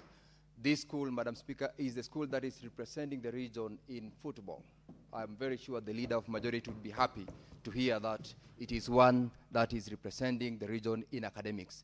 As they are here, I'm very sure they have come in, they will go back having learned not only what goes on in this house, but also appreciated the work that we do, and they will pick up a number of characteristics that we always tell them, that this is a house where we debate, we legislate, and they will go back home with some good examples of how these are supposed to be done and how they are supposed to behave. As a matter of fact, Madam Speaker, among the greatest people who've come from this school is Honorable Wilson Soshon, one of my greatest teachers, who, by the way, yesterday was appointed, or rather nominated as one of the commissioners of the Teacher Service Commission. I celebrate the school, and I want to wish these great students and the teachers a wonderful stay, and, of course, together with Madam Senator Joyce Korir, who is here in the chamber, we will meet them behind to share more about what we do in the Senate. Welcome to the Senate. Joyce Korir. I was just going to call Senator Commissioner Thank you. Joyce Korir to also give a 1 minute. Welcome. Yeah, thank you very much, Madam Speaker, for giving me all this opportunity to welcome our students and the teachers from Tenwek High. As just has been said by the Honorable Senator, this is one of the best performing school in the entire region, and I want to say that I must congratulate them. And I also want to appreciate the teachers for taking this opportunity to bring them here to learn on how the business of this house is being conducted. And I want to say that this is also a school that has produced a number of leaders, just as has been said by the Honorable Senator. This is one of the schools where my father-in-law was a student there. My husband was also a student there. My firstborn son was also a student there. So it's a school that has made us proud of, and I want to say that we wish them all the best, and I welcome them to this house. This is where they belong. Thank you, Madam Speaker. Honorable Senators, I see Senator Onyonka frantically asking. I don't know what his connection is, but Senator Onyonka, 1 minute, please. Madam Speaker, I wanted to say that I also share history with Tenwek. I think I should say something. That I know Honorable Chirargei does not realize that, as he keeps saying how Matiang'i is a bad man, many of our patients actually go to Tenwek Hospital, which is one of the best hospitals in Kenya. And I want to tell the young men and the teachers up here that we are very proud that that hospital has actually been providing services to our people. Mr. Chirargei, could you please clap for me for being so intelligent? Thank you, Madam Chair. I wish to confirm that Tenwek is an excellent hospital. Senator Cherargei, you may now second the Thank you, Madam Speaker. As I second this amendment bill to the County Government's Amendment Law of 2024, Madam Speaker, while I appreciate the nexus that Senator Onyonga is trying to create, but all the same, Madam Speaker, let me extend a warm welcome to the teachers and students of Tenwek Boys High School. We are proud. I think it's one of the best schools in the country. Of course, Kapsabet Boys being the top where I went to school, and I want to encourage them to keep the spirit coming, because, Madam Speaker, Kapsabet Boys, we have produced two presidents, the 5th president, Dr. William Ruto, and the former President Moi. And of course, you as truly. So please work hard. We want to see you up there. And we are proud that you are senator. He doesn't say senator. You are senator, who is your presidium, Madam Speaker, is also a proud alma of that school and one of the top lawyer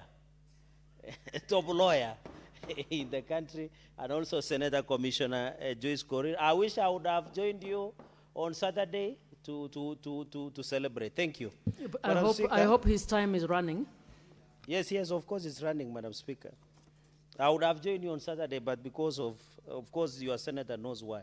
Madam Speaker, let me begin by seconding. I've received so many phone calls from deputy governors, especially my brother, the distinguished Senator of Meru, Jurinjeke Elder, the Deputy Speaker, seasoned legislator, Katuri Murungi, Kaduri, and also one of the proponents of Mount Kenya East, Madam Speaker, as ably put it, and Mount Kenya East spokesperson, as ably put it, that most of our deputy governors are being reduced to reading newspapers, Madam Speaker. And you know, nowadays there are some national newspapers, like the one of Standard Group, which gives us funny and interesting stories that do not add up. They like reading, so they have been reduced to taking water, reading newspapers, waiting for lunch time to go. But one thing, their offices are running dry. They don't have official vehicles, they don't have fuel, they don't have office allocation, they don't have anything, Madam Speaker. And you have to appreciate that most of the deputy governors are suffering from depression. Because if a governor notices that you are a threat to their political dominance in the county, they would want to vanquish you, Madam Speaker. I remember the story of Dr. Robert Monda from Kisii, where there was political witch hunt until he was ousted out of office. And therefore, we must agree. I remember the deputy governor of Uasin-Gishu, Engineer Bararot, was politically hounded out of the office through frustration, lack of cars, and many others, Madam Speaker. I remember the impeachment of Engineer CPA William Odwal. The impeachment came to this house of Siaya. He was politically hounded out by the governor, James Orengo, and the rest, until he's now frustrated. He can access the house. The petition is on the house, Madam Speaker. And you, Madam Speaker, you sit in devolution committee. What is the point of order? Senator Eddie. Madam Speaker, I am rising under point of order number 101 on imputing improper motive.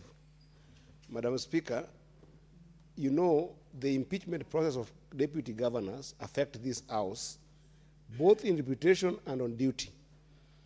Senator Eddie, when you are raising a point of order, you go straight to the offending aspect. That's what I'm going to. Right? No, you seem to be laying some background on something. Just go to the offending bit, please. Madam Speaker, I don't know whether you got what the senator for Nandia said, that in the impeachment of Dr. Monda of Kisii, it was a political witch hunt. And Madam Speaker, when he says that, and this House pronounced itself on the issue of Dr. Monda and impeach Dr. Monda, doesn't it impute improper motive in the entire House, Madam Speaker, that went through that case and impeached Dr. Monda? Because then, if you say it was a political witch hunt, then it affects the House that made that same decision, Madam Speaker. That is true. Senator Cherargei, you will explain how the impeachment of Dr. Monda was a political witch hunt and provide evidence. And if you don't have that evidence, please withdraw and proceed with you. Madam Speaker, impeachment is a political process. I expected the new deputy minority whip to be well-versed. Madam Speaker, I'm saying, I am saying it is part of political process, which is attributed. Senator which Cherargei, is attributed. Senator, please substantiate that it was a witch hunt. That is actually what we're saying. Everybody knows it is a political Let process me replace as well. with the word it was a political process. Withdraw the words witch hunt. So I withdraw the word witch hunt and replace it with political process. That is okay. Which is the impeachment, which was, which when you go, you will understand the dynamics, Madam Speaker. So, Madam Speaker, what I'm just saying is that most of these processes, even the CPA William Odwal, sorry, of Siaya, and I know your committee, it's lucky that you are a member of devolution, I think you are the vice chairperson, has even petitioned your committee on inaccessibility to his office. After the impeachment failed, the governor and his people have blocked access to CPA William Odwal, who is the duly deputy governor of Siaya, even after the House rejected his impeachment. Similar to what happened, Madam Speaker, even on Engineer Bararot, the deputy governor of Uasin-Gishu, was subjected to political machinations until he was forced out of office, Madam Speaker. You remember even we have limbo in Kericho, and I wish the majority leader was here. The engineer Fred Kirui, and don't see eye to eye with the governor. The deputy governor has never been allowed by the governor to access the office. The office has been blocked. There is no official vehicle. There is no fuel, Madam Speaker. And it is very sad that we are subjecting deputy governors to such inhuman process, Madam Speaker.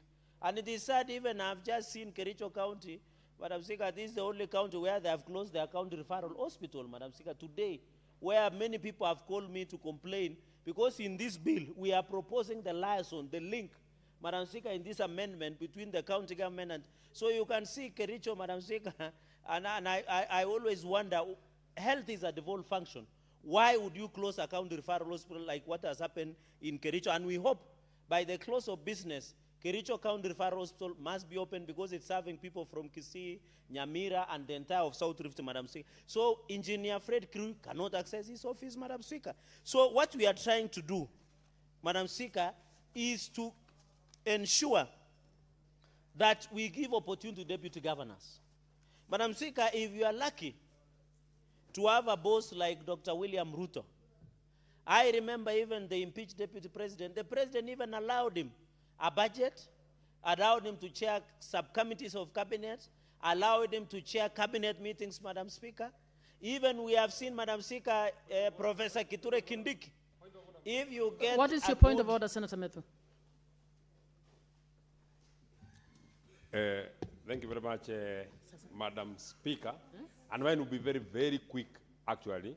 I didn't want to disrupt the flow of thought of Senator Cherargei, because that is what he does to all of us. So I didn't want to serve him his own medicine. But when he says that the president allowed him some budget, that is where I would want him to substantiate, because I thought the budget-making process is a preserve of parliament. I thought it is our parliament that does all the budgets of all government agencies in the republic.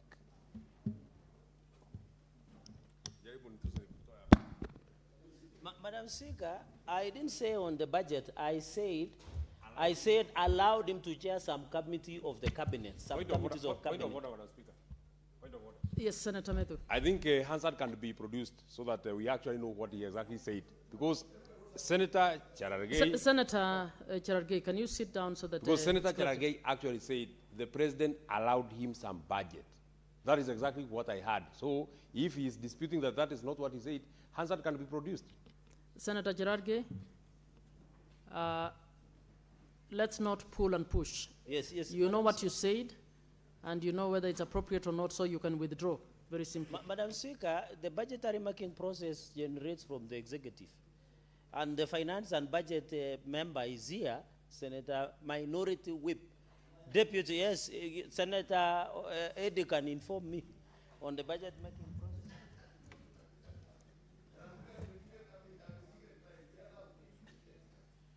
You wanted to inform me? No, you were actually, sorry. You wanted to inform yourself? Sorry, just proceed. Okay, okay. But what I'm saying, if you get a good boss, like President William Ruto, even the impeached deputy president was allowed a latitude to office operations, including sub-county. He was able to chair cabinet meetings, subcommittees of the cabinet. He was allowed office operations to do as per the law. Yet, under the Constitution, the deputy president is a principal assistant of the president. Even the current Professor Kithure Kindiki has now latitude of the office operations. In fact, he has been allowed to chair some committees of the cabinet. I know of governors who works very well with their deputy governors. Madam Speaker, what we are trying to do is put it in the law. We are not being prescriptive, but we want to assist deputy governors, because when you meet most of them, and later I would like to return to Senator Beatrice Ogola, who was a CC in the previous, and Senator Karungo Atanga, although he was impeached, to listen to their reasoning, how our cabinet... What's your point of order, Senator Thangwe?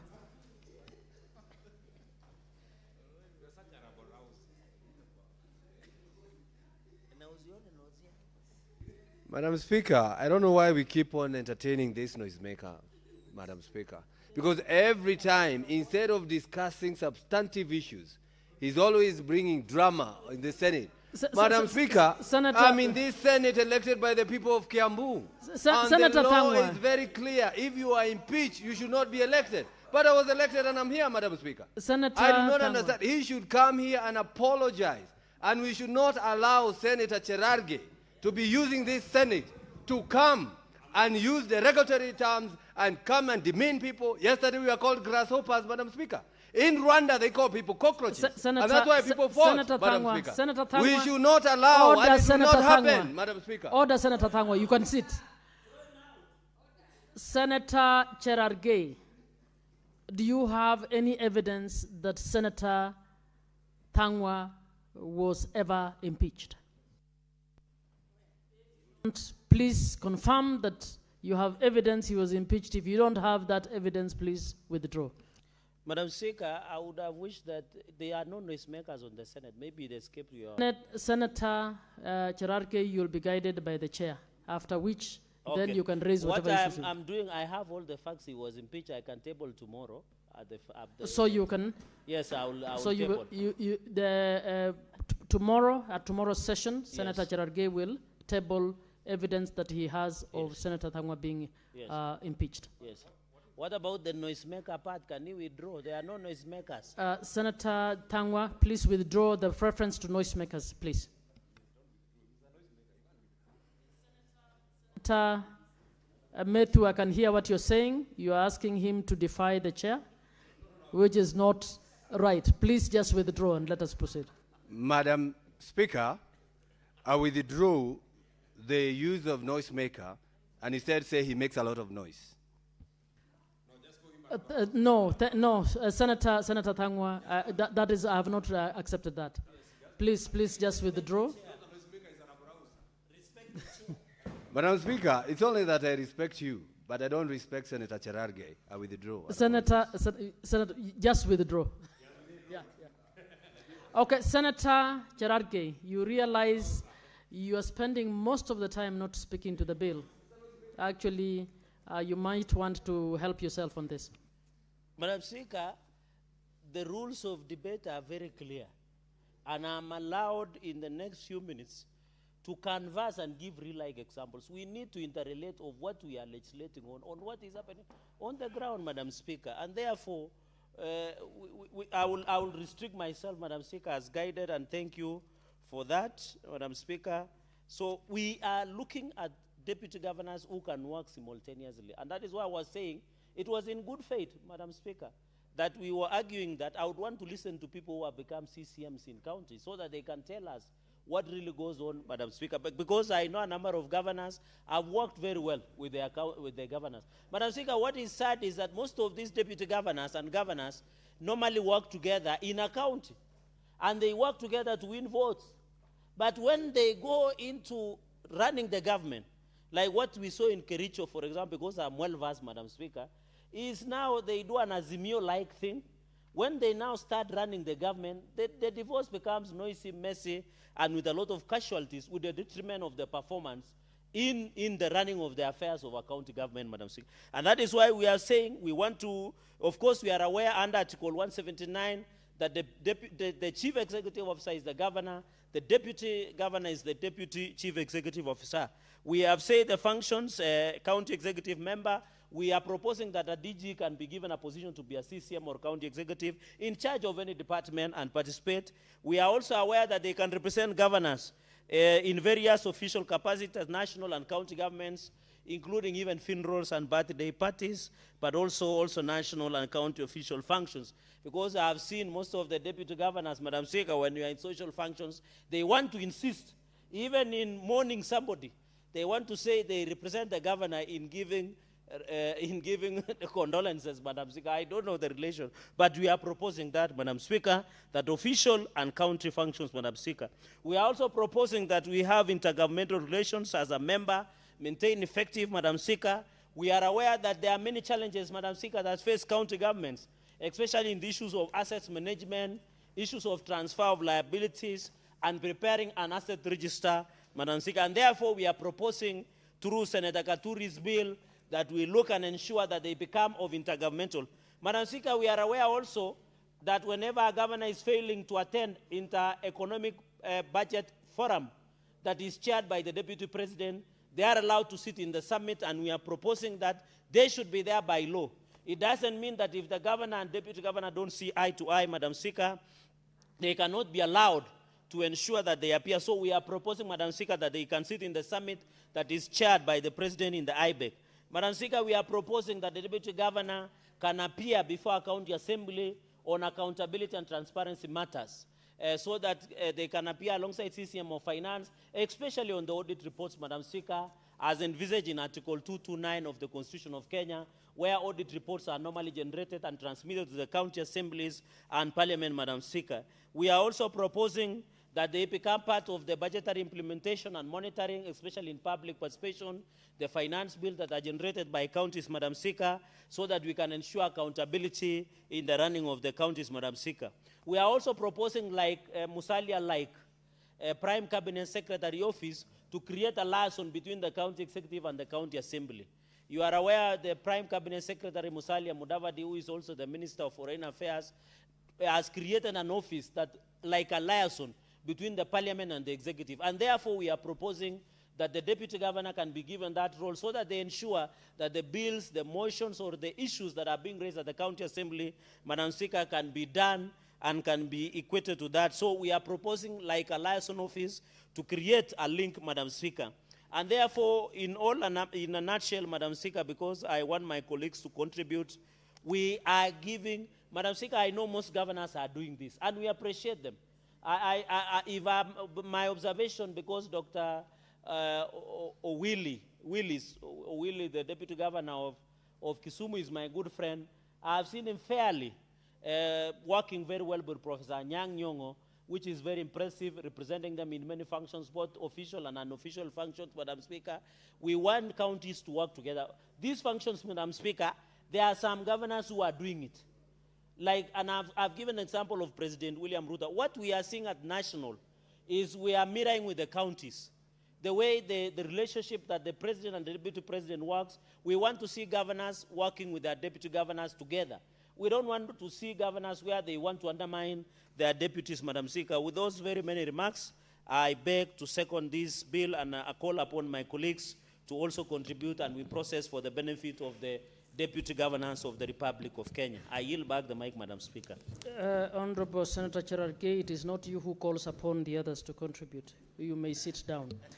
Honorable Senators, I propose the question that the County Government's Laws Amendment Bill, Senate Bills number 52 of 2024, be now read a second time. Senator Eddie Okech.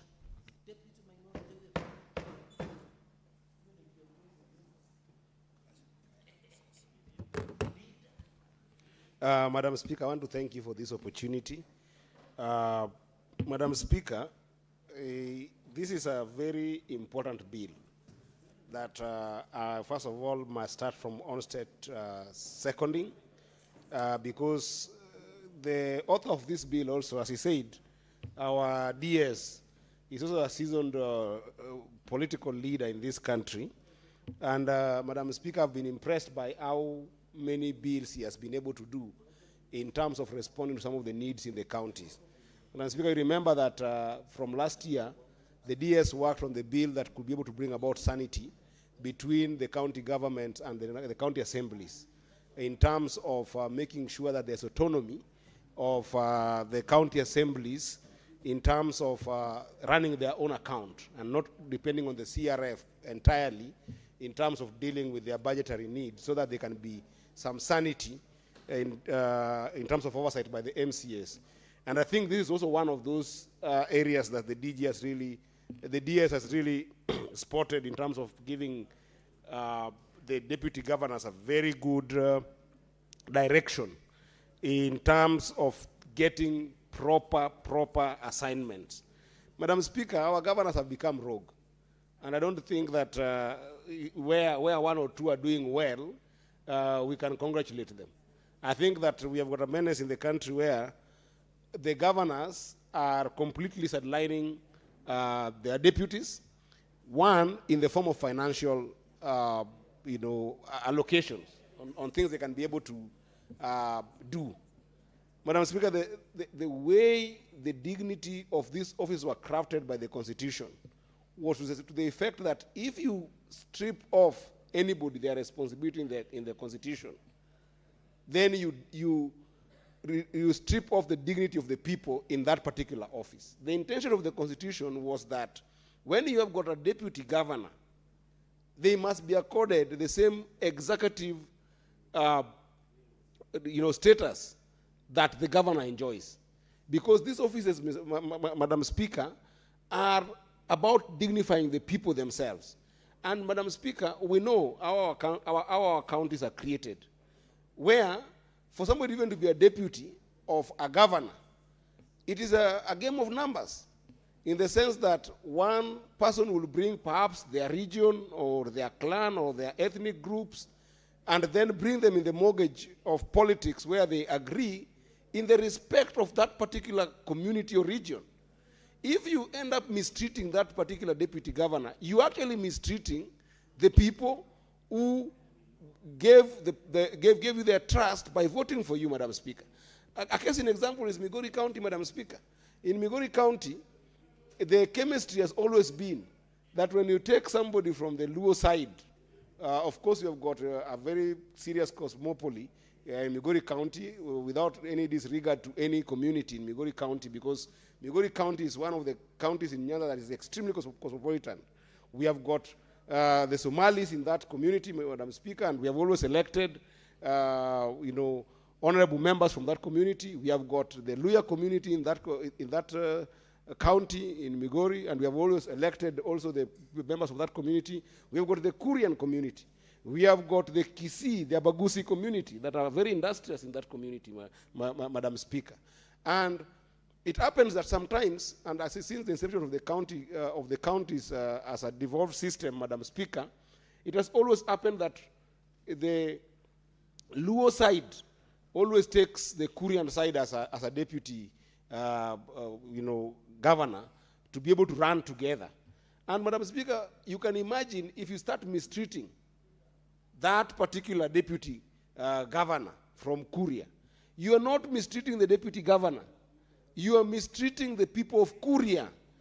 You are disrespecting the people of Kuria who voted for you. You are removing the dignity of those people, Madam Speaker. And therefore, Madam Speaker, it's extremely important that we should not even just stop at assigning these duties. Because when I read this bill, Madam Speaker, I liked the concept and the intention of this bill. But my worry is it merely solves the problem. Because when you look at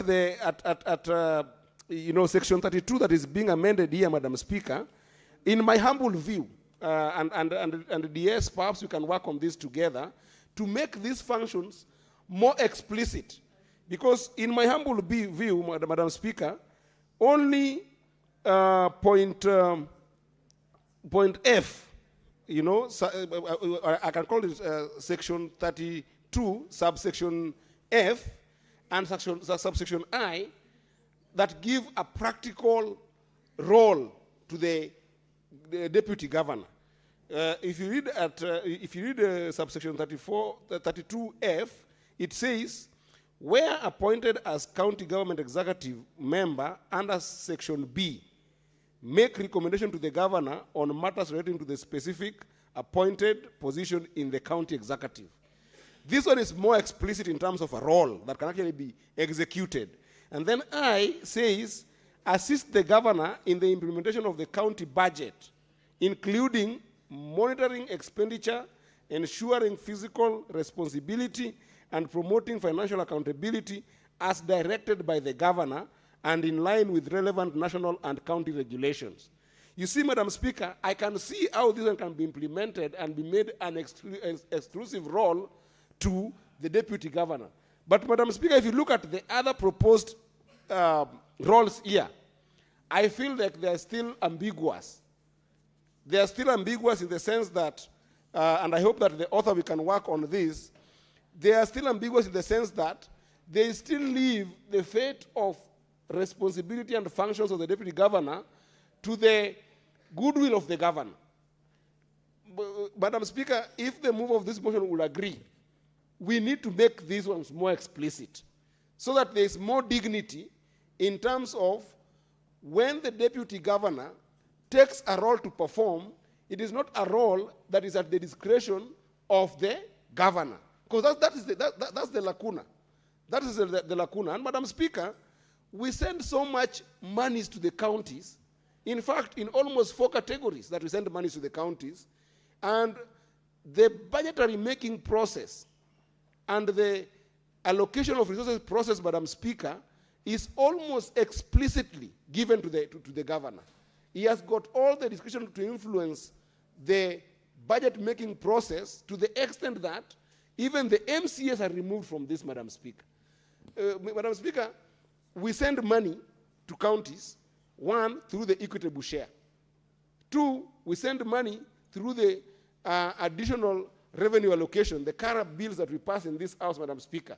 If you look at that CARA bills alone, Madam Speaker, you can find a lot of explicit ways to give the deputy governor power. For instance, you look at CARA, Madam Speaker, you'll find that some of the innovative things that we send additional revenue to the counties, you'll find things like FLOCA.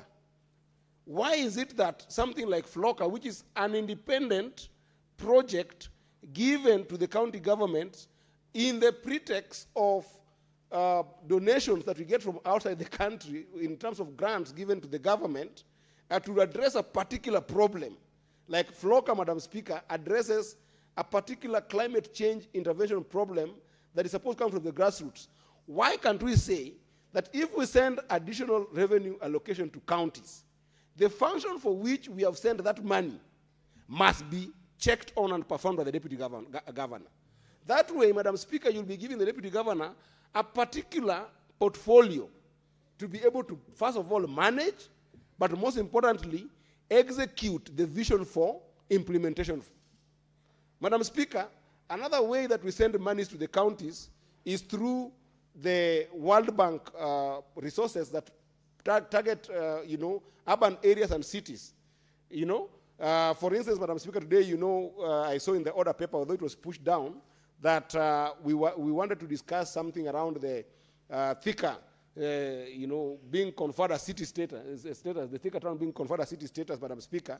If you look at the Urban Areas and Cities Act, and then you go specifically towards dealing with municipalities, dealing with the urban populations in the counties, Madam Speaker, dealing with markets in some of these municipalities, Madam Speaker. For instance, in Migori County, we have got 4 municipalities.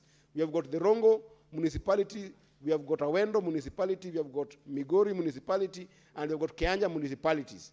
And these municipalities, Madam Speaker, the money that we send in the additional revenue criteria from the World Bank that is dealing with ensuring urban population in these municipalities, Madam Speaker, although we have got the boards of these municipalities, and we have got the chairman of the board that runs these municipalities, Madam Speaker, the essence of service delivery in those municipalities, Madam Speaker, if you are explicit enough to give those functions, whether it's supervision or otherwise implementation, to the deputy governor, then you are giving the deputy governor an explicit role that then will also empower the deputy governors in terms of thinking about financial and budgeting tools that sidelines those deputy governors, Madam Speaker. And Madam Speaker, we also have another opportunity that I think that perhaps the author of this bill, our able deputy speaker, and the esteemed Senator for Meru, who has been doing a lot of legislation in this House, Madam Speaker, another way that money goes to the CRF, apart from these 3 that I've mentioned, is through on-source revenue. And if there is no place that is so blurred to even the Senate as the on-source revenue. Madam Speaker, our governors are collecting millions and millions of money through on-source revenue that, if you look critically, is not even automated. You will find, for instance, in my county, Madam Speaker, that my governor collects what is declared is about 686 million in terms of on-source revenue, that, Madam Speaker. But if you look at the potential of the county, and even if you look at the data that comes from what you will see border people, you will find that the governor, through his revenue officers, put borders to give him money through some rope of some sort in the middle of nowhere. Some revenue officers will be somewhere with some rope. A border person passes, they take money from that border person. Another border passes, they take money from that border person, Madam Speaker. How do you become sure that those revenue officers are taking those entire monies to the CRF? How are you sure that what is declared, Madam Speaker, from a rope that has been put somewhere in the middle of nowhere, in the middle of some bushes somewhere, how will you be sure that that money, Madam Speaker, goes to CRF? These are some of the places that if you were to put an executive, as a serious executive, as a deputy CEO of the county, to be able to both check the implementation of the on-source revenue, as well as be able to monitor, evaluate, and even ensure that there's accountability framework put on the on-source revenue infrastructure, Madam Speaker, and you give it to the deputy governor, I think then the deputy governor would have a very explicit role in contributing to the well-being of the economy, Madam Speaker. Yesterday, Madam Speaker, Senator Wambua came with a statement here on the problem of degradation of the rivers by harvesting of sand in Kitui. In fact, I wish we got the chance of commenting to that statement yesterday, Madam Speaker. But even when you go to Kitui and you look at the way sand is harvested, the revenue that comes from the sand, Madam Speaker, goes through an on-source revenue infrastructure, which if it's not well placed and well put, like for instance what Senator Governor Kangata has done in Muranga, where you find that he has tried as much as possible to automate a number of revenue infrastructure in that county, Madam Speaker.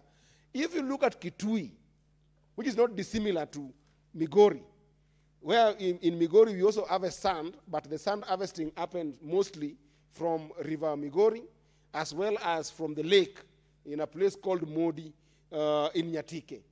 The sand harvesting and the money that is being gotten and received by the governor through his revenue officers, Madam Speaker, is completely not automated. And there's not even ways of thinking about how do you go and regenerate those riverbanks as well as the lake shores where this sand is taken from, Madam Speaker. There's no mechanism whatsoever of making sure that after those sand harvesting are done, then there is a way of going back to rehabilitate those lands, and there's a way of going back and plowing back those resources to the community to be able to help those communities. If you were to give the deputy governor a very specific role as such, then, Madam Speaker, I could see how then they become more meaningful. But if we just go with these omnibus statements, Madam Speaker, for instance, if you look at section 32(1)(a), it says that one of the roles that this bill is giving them is to deputize the governor in the execution of governor's functions, including the general administration of the county government and overseeing the implementation of the county executive committee decisions. Madam Speaker, that still leaves the masses of governor as the one that will determine what that county deputy governor will do. Madam Speaker, the next one says here that undertake the functions of a specified appointed position in the county executive committee as may be assigned by the governor. Again, we are going back to leave the fate of the deputy governor in the hand of the governor. You see another one here, Madam Speaker, represent the governor and the county government in various official capacities at the national and the county levels of government. Madam Speaker, how will you implement this? With the ego we have seen the governors having in this country, Madam Speaker, where all functions are about them. In Migori County, Madam Speaker, my own governor even carries his own chair to those functions and has a red carpet to those functions. And we have seen a number of governors doing this, you know. So I wonder which governor will allow their county governors, if there's no mutual understanding and mutual respect, which is what we're trying to solve here, Madam Speaker. I don't see any governor allowing their deputies to be the face of that county in national functions and to be the face of that county in county functions, Madam Speaker. And therefore, Madam Speaker, what I'm trying to say here without belaboring, because I really support this bill, is that for us to solve that lacuna of ambiguity of roles, let us use this bill to bring about amendments, and I hope that the author will listen to us and perhaps also allow us to draft some amendments, Madam Speaker, to make these functions of the deputy governor as explicit as we can. Because the functions of the governor are already so explicit, and I think that the opportunistic way to do that is look at the sources of revenue that are going to the county and align those sources of revenue with functions that they go with, and then look at what functions can the deputy governor do that is best. Because if you do that, then you'll give the county government some sanity, where even in a situation whereby there's financial sidelining and starvation that my friend Senator Chage was complaining here about, that in some county governments, like Siaya, the deputy governor is completely sidelined financially, and not just sidelined, also starved. You find that sometimes even just approval of vote aids for that deputy governor are simple things as a vote aid on vehicles, a vote aid on some staff, a vote aid on some travel and subsistence, whether domestic or international, Madam Speaker, is completely sidelined. The best way to cure it is to make sure that the sources of resources that are going to county, the respective functions that are going to going with those resources, are looked at more holistically and objectively, and then assigned particular roles that goes with those resources. And I've cited a number of them from the World Bank side, from the additional revenue allocation. Maybe the hardest one to malign, Madam Speaker, might be difficult, is the equitable share.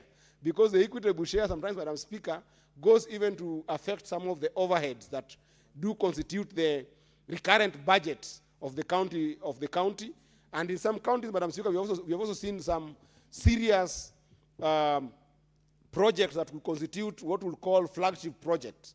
For instance, in Migori County, Madam Speaker, we have seen 5 flagship projects that are going on that are affected in some way by the national revenue.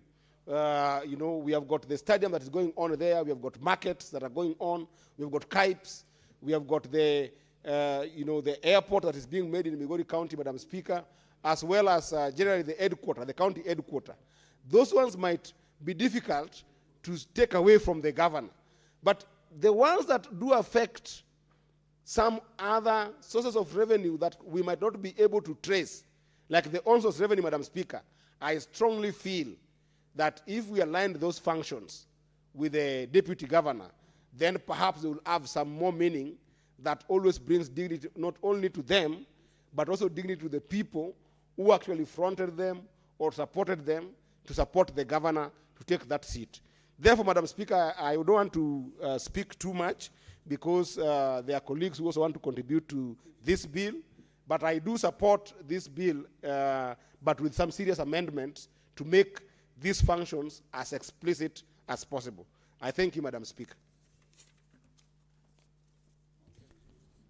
Senator Methu.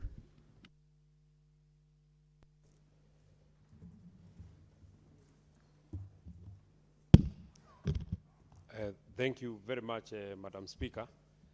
With your kind indulgence, if you allow, please allow me to also congratulate my brother, my age-mate Senator Eddie, on his appointment and new role as the Deputy Minority Whip. You know, Madam Speaker, for the 4 years that we've been here, we have seen the clock go all around. I was here when Senator Sifuna was hounding the Senator for Isiolo out of office, and we were all here. We were really happy about it. Senator Dango and I were removed from office by Senator Boni Halole. He's the one that moved the motion here. Now he's with us in the trenches. We have seen everything here, and we shall see everything. So I congratulate Senator Eddie, and I tell you that enjoy when it lasts. Now you are Deputy Minority Whip, you are Chairman Committee on Roads, you are Vice Chair Committee on CPIC. Enjoy when it lasts. You have been there. And maybe you shall join us in the trenches someday. Madam Speaker, I thank you very much for giving me an opportunity to weigh in my thoughts on this particular bill. I have spoken about this many times, but I feel like the way this bill has been ordered, and that is why I would want to have a very serious conversation with Senator Eddie Okech, because from his contribution, I think he has more problems with the bill than he supports the bill. In fact, he proposed more amendments than he supported what is contained in this bill. I feel like, Madam Speaker, the move of this motion, the Honorable Senator for Meru, is trying to cure a headache by cutting off the neck. He's actually trying to cure diarrhea by stitching the exit. I don't feel, Madam Speaker, like, you know, Madam Speaker, there are two things we can't legislate. I don't know what is amusing to the Senator for Narok. Madam Speaker, Madam Speaker, you know there are two things we can't legislate. We can't legislate relationships, and we can't also legislate love. You know, those are issues that we can't legislate. Madam Speaker, the ultimate resolution of this particular challenge, because I think we have stated the problem. All of us have stated the problem that many deputy governors are suffering. I have said it many times. All of us have said it many times. But I don't think this piece of legislation is meant to actually cure that particular problem. In fact, I think we are digging a deeper hole than we are intending to cure. I think we are making it even worse. And I'll give you the illustration why. Let me say this. It is in the thinking of the move of this motion that once we allocate a specific responsibility and role on the deputy governor, then we can at least give the deputy governor some leverage in terms of the administration of a county. But let me tell you this, Madam Speaker. It is common knowledge that it is contained in the Constitution of Kenya that the chairman of the Intergovernmental Budget and Economic Council, IBEC, is the deputy president. In the days preceding to Mr. William Ruto's administration, Mr. William Ruto was the deputy president. When he fell out with his boss, President Uhuru Kenyatta, IBEC was being called and nobody was attending, despite the fact that it is contained in the Constitution, not in a statute, in the Constitution of Kenya, that the chairman of IBEC is the deputy president. When he fell out with President Uhuru Kenyatta, nobody was attending IBEC. He was calling IBEC and only governors from his own formation. In fact, let me say it, only governors from Rift Valley and a pocket of some governors from Central Kenya who supported him then were attending IBEC, despite the fact that it is contained in the Constitution. So therefore, even if we give the deputy governor a specific role to play in terms of the administration of the county government, I don't think we have cured the problem.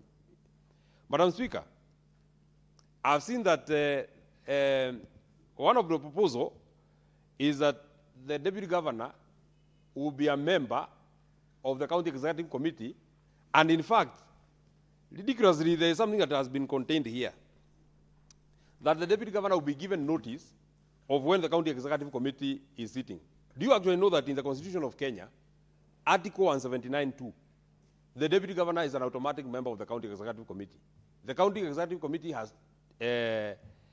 county executive committee members appointed by the governor, and number two, the deputy governor and the governor himself. So there is nothing as it is now, even without this piece of legislation, there is nothing that stops the governor from inviting the deputy governor in county executive committee meetings. But they are complaining that they have never been invited. So therefore, when you say that you are compelling, you are saying that they should be invited, what stops them from being invited now? That is question number one. Question number two. If the deputy governor have fallen out with the governor, and we are saying the person who appoints this deputy governor to a substantive role in the county executive is the governor. So once they fall out, let me ask you, Madam Speaker, who is the accounting officer in the departments of county governments? They are the chief officers. Who appoints chief officers? The governor. So what are we saying when we say that the deputy governor will be appointed into a substantive office, and the accounting officer of that particular substantive office is a chief officer who has been appointed by the governor? Madam Speaker, do you actually know that in the years preceding 2022, it was actually an abomination for a permanent secretary, they are called principal secretary, for a principal secretary to even go and see the deputy president then, Mr. William Ruto, despite the fact that he was the second in command in the republic? I have told you, Madam Speaker, there is no way of legislating relationships. There is no way of legislating love. In fact, I think the most drastic way of sorting out this problem, it is my very, very considered opinion that for us to cure this problem, let us abolish and scrap the position of the deputy governor. That is the only way, in my opinion, we can cure this problem.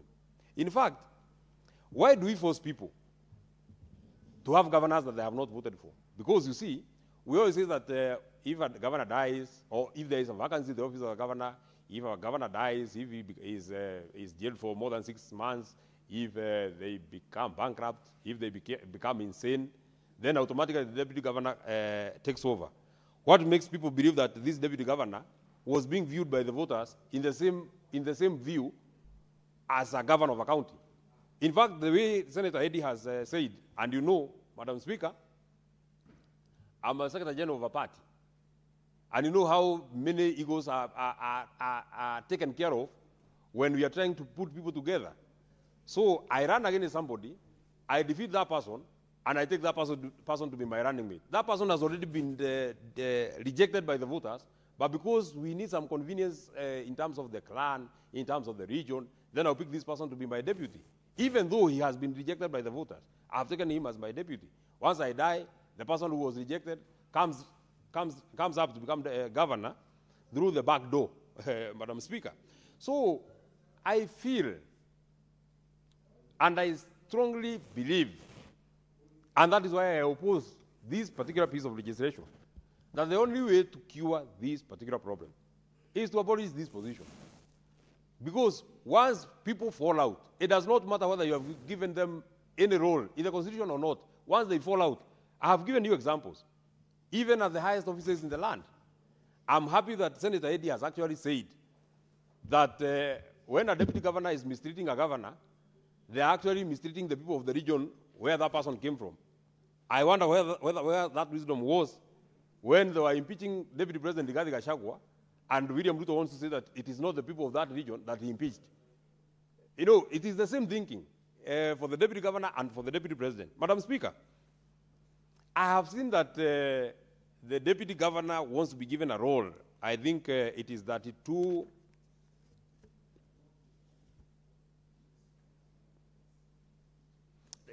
Madam Speaker, if you read the 32G, is what I was speaking about. He will attend county executive committee meetings as a member of the county executive committee, pursuant to Article 179 of the Constitution, and be entitled to reasonable notice of county executive committee meetings. I am asking this question. As it is now without this legislation, what stops a deputy governor from attending or getting notices of these meetings? He is a member of the executive committee anyway. With or without this legislation, the deputy governor is a member of the county executive anyway. So this number G is not supposed to be here. Now, if you read number H, Madam Speaker, from time to time, the deputy governor would appear to the county assembly to respond to questions regarding the implementation of the county development projects by the county executive committee. You know the reason why the governor is invited? The CEO of a county is a governor. And every time, even when people appear before either the committees of parliament, in Senate, and even in the county assembly, the accounting officers are the ones who are dealing with the finances of the county, Madam Speaker. So tell me, what role would a deputy governor be doing in the audit of a county? They have absolutely no role. They are not accounting officers. They are not. They have no role in terms of implementation. They have exactly nothing to do in terms of appearing for audit questions. Assuming, and I know there are some members of this house who have sat in the Public Accounts Committee, assuming we have invited a county to come and appear before Parliament, and a deputy governor appears, do you think any committee of Parliament would want to listen to a deputy governor? Why would we listen to him? He has no, he has no executive authority of the county. Why is he appearing? What is he appearing here to do? Number I, assist the governor in the implementation of the county budget. Madam Speaker, since we are trying to bring this legislation to manage the relationship between the governor and the deputy governor, tell me, if you have already fallen out, how will that person assist me in the implementation of the budget? In fact, tell me, how is he meant to implement it, to assist in the implementation? Because you see, The county is divided in departments. There is a for example, there is a budget of the department for water. There is a budget for the department for sports. There's a budget for the department of roads. That department has a director. That department has a chief officer. That department has a CCM. Tell me, where does the deputy governor come in terms of implementation? Whether you like him or you don't like him, whether you hate him or you don't hate him, whether you are together or you have fallen out, how does the deputy governor come in? In fact, Madam Speaker, this bill, in my opinion, is very shallow. I do not see, well, let me not say that. If you read number I, it says, including monitoring expenditure, ensuring fiscal responsibility, and promoting financial accountability as directed by the governor. So, if you are fallen out with our governor, at what point will you be directed by the governor? How would a deputy governor, Madam Speaker, promote financial accountability? When I say this bill is shallow, this is what I am speaking about. How does a deputy governor monitor expenditure? He's not an accounting officer, has no executive authority. How would that person monitor expenditure? How would a deputy governor monitor expenditure, Madam Speaker? Surely, even if, because we have been lobbied here by Senator Kaduri to come and support this bill, we can't just support aimlessly and just support because, I mean, he has told us to support, and there is nothing to it. He just wants to make deputy governors feel like there's something that we have done as a house, and we are creating more problems than we are trying to cure, Madam Speaker. Serve as an executive liaison office within the county assembly for the purposes, with the county assembly for the purposes of facilitating and fostering positive relations between the county assembly and the county executive committee, and enhancing smooth implementation of the county government's project and agenda and policies. Madam Speaker, as it is today, this role, I think, is the role of the county secretary. This role that has been given as role number J. So, will the deputy governor now double up as the county secretary? Will the deputy governor now be appointed as the county secretary? Or will the county secretary undertake the same responsibility as the deputy governor? Madam Speaker, there's one thing that we can't do. We can't come here in this house just for the purposes of making deputy governors feel happy and come and support a bill that is not supposed and is not meant to cure anything. There is no way you can give a responsibility that is already being held by somebody, and you are not saying what will happen to this other person. You are actually now creating two centers of power. When you make him the liaison between the county assembly and the county executive, and you have the county secretary, so what becomes of the county secretary? This, Madam Speaker, is creating a crisis on top of a crisis, and is making, I do not even know, Madam Speaker. Number E is to engage with the public and various stakeholders on issues affecting respective county and put in place measures to address concerns, promote transparency, accountability, and in the governance process. Madam Speaker, if I was to read word by word, slowly, engage with the public, today, without this legislation, what stops the deputy governors from engaging the public? Why do we need this legislation for the deputy governor to engage with the public? I mean, I think that is exactly what they do every day. Even when they are fallen out, they still engage with the public, whether they are together or they are not together. You know, let me tell you, Madam Speaker, the ultimate cure, and I will say it for the upteenth time, the ultimate cure, if you want to get any executive authority in terms of appointment, in terms of implementation, in terms of accountability, monitoring of expenditure, if that is what exactly you are looking for, run for the position of governor. A deputy governor, in my opinion, today as it is in the Constitution, is a spare wheel. A spare wheel is never useful so long as the four wheels of the car are intact.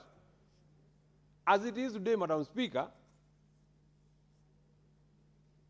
up to until there's a vacancy in the office of the governor, you serve at the pleasure of the governor. That is what it is.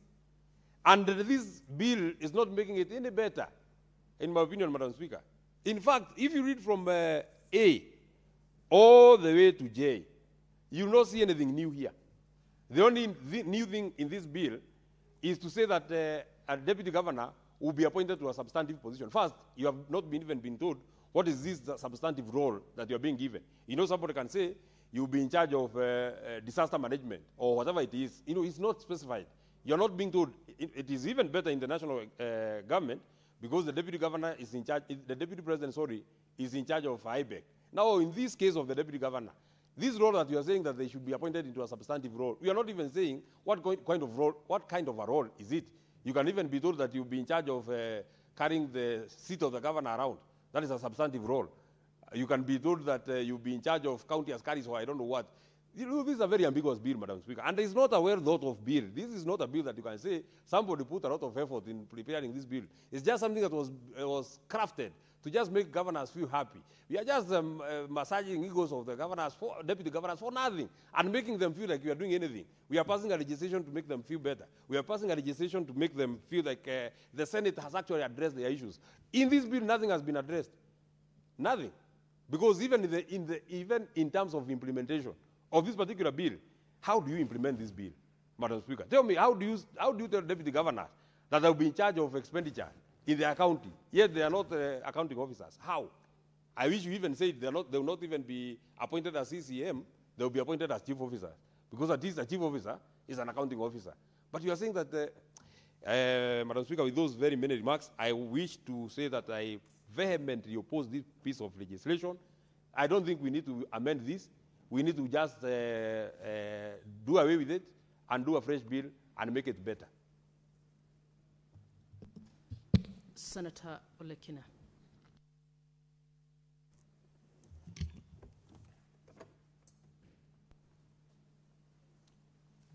Thank you, Madam Speaker. Madam Speaker, let me begin by appreciating the good senator from Meru for taking some time to try and resolve a dispute. The intention of the bill is very good, but the drafting of this bill risks creating another center of power. It will worsen the current situation of the conflict between the governors and the deputy governors. Madam Speaker, I feel the struggles, the challenges that the deputy governors go through. But honestly, we have to be very careful not to create a huge problem in the county in devolution that we may no longer be able to resolve. In this House, Madam Speaker, your chair ruled that only cabinet secretaries appear before committees of this House to be able to respond to matters that affect their respective departments, not a principal secretary. When we now come up with a legislation, and we are not specific in terms of the roles of that deputy governor by saying that when the governor is not able to appear in the summit, then you send the deputy governor. Without being specific, it will create serious problems, Madam Speaker. Madam Speaker, the way this bill can make sense is if it is very clear, and I thought that the framers of the Constitution were very clear when they are creating the position of the deputy governor, which was clearly to deputize the governor, to carry out the functions that the governor assigns the deputy governor to carry out those functions. Madam Speaker, the problem is money. Our governors are living a lavish life. And of course, the deputy governors envy because they have both traversed their counties seeking for votes. They have gone as a team. And in most cases, Madam Speaker, and I'll try to demystify this further down, in our cultures, particularly the pastoralist, a governor is given more support if he selects a deputy from a very strong clan. So especially like in the Maasai community, we have two parallel clans. We have one called Odomongi, which is the red cow, and the other one is Orokiteng, which is the black cow.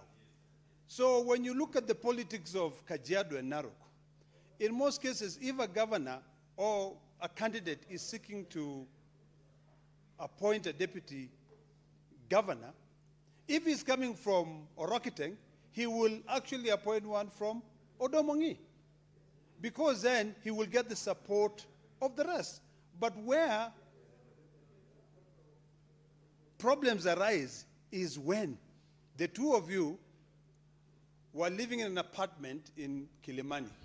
Senators, please. Please. Then show all of a some respect. sudden, you as the deputy governor continues to live in that apartment in Kilimani, but the governor who has come in now has a manicured mansion in Karen. That is where the problem is. The problem is not that the framers of the Constitution, particularly Article 179, which seems to be misunderstood here. And this is why sometimes I wonder whether we politicians become very adamant and we refuse to take advice from the Secretariat. Because I'm just trying to understand how the drafters of this legislation would actually repeat what is already in the law. Article 179(2), whereby the county governor and the deputy governor are members of the executive committee. So why would you then again come up with that provision in this law? So I don't know whether we put a lot of pressure with the drafters and we say, you must add this, or whether we are just trying to seek some relevance, or maybe it's an issue where it was an oversight. So, Madam Speaker, I want to reiterate by saying that the intention that the Deputy Speaker, the sponsor of the bill, had is noble, is very good. I feel the pressure that deputy governors have, which is mostly monetary. Some of them, Madam Speaker, we are told they are not even given fuel by their governors. If it is an issue of being very clear that because the deputy governor deputized the governor, let us be very clear in terms of their budget, so that they do not have to depend on the governor to be given money to fuel their vehicles.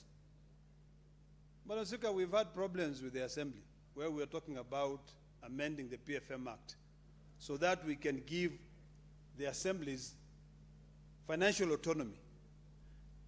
Should we then be looking at the PFM Act and saying that, or this County Governments Act, and maybe clarifying and saying the county deputy governor, since he's a deputy of the governor, should have a clear budget, a percentage, to be able to carry out functions?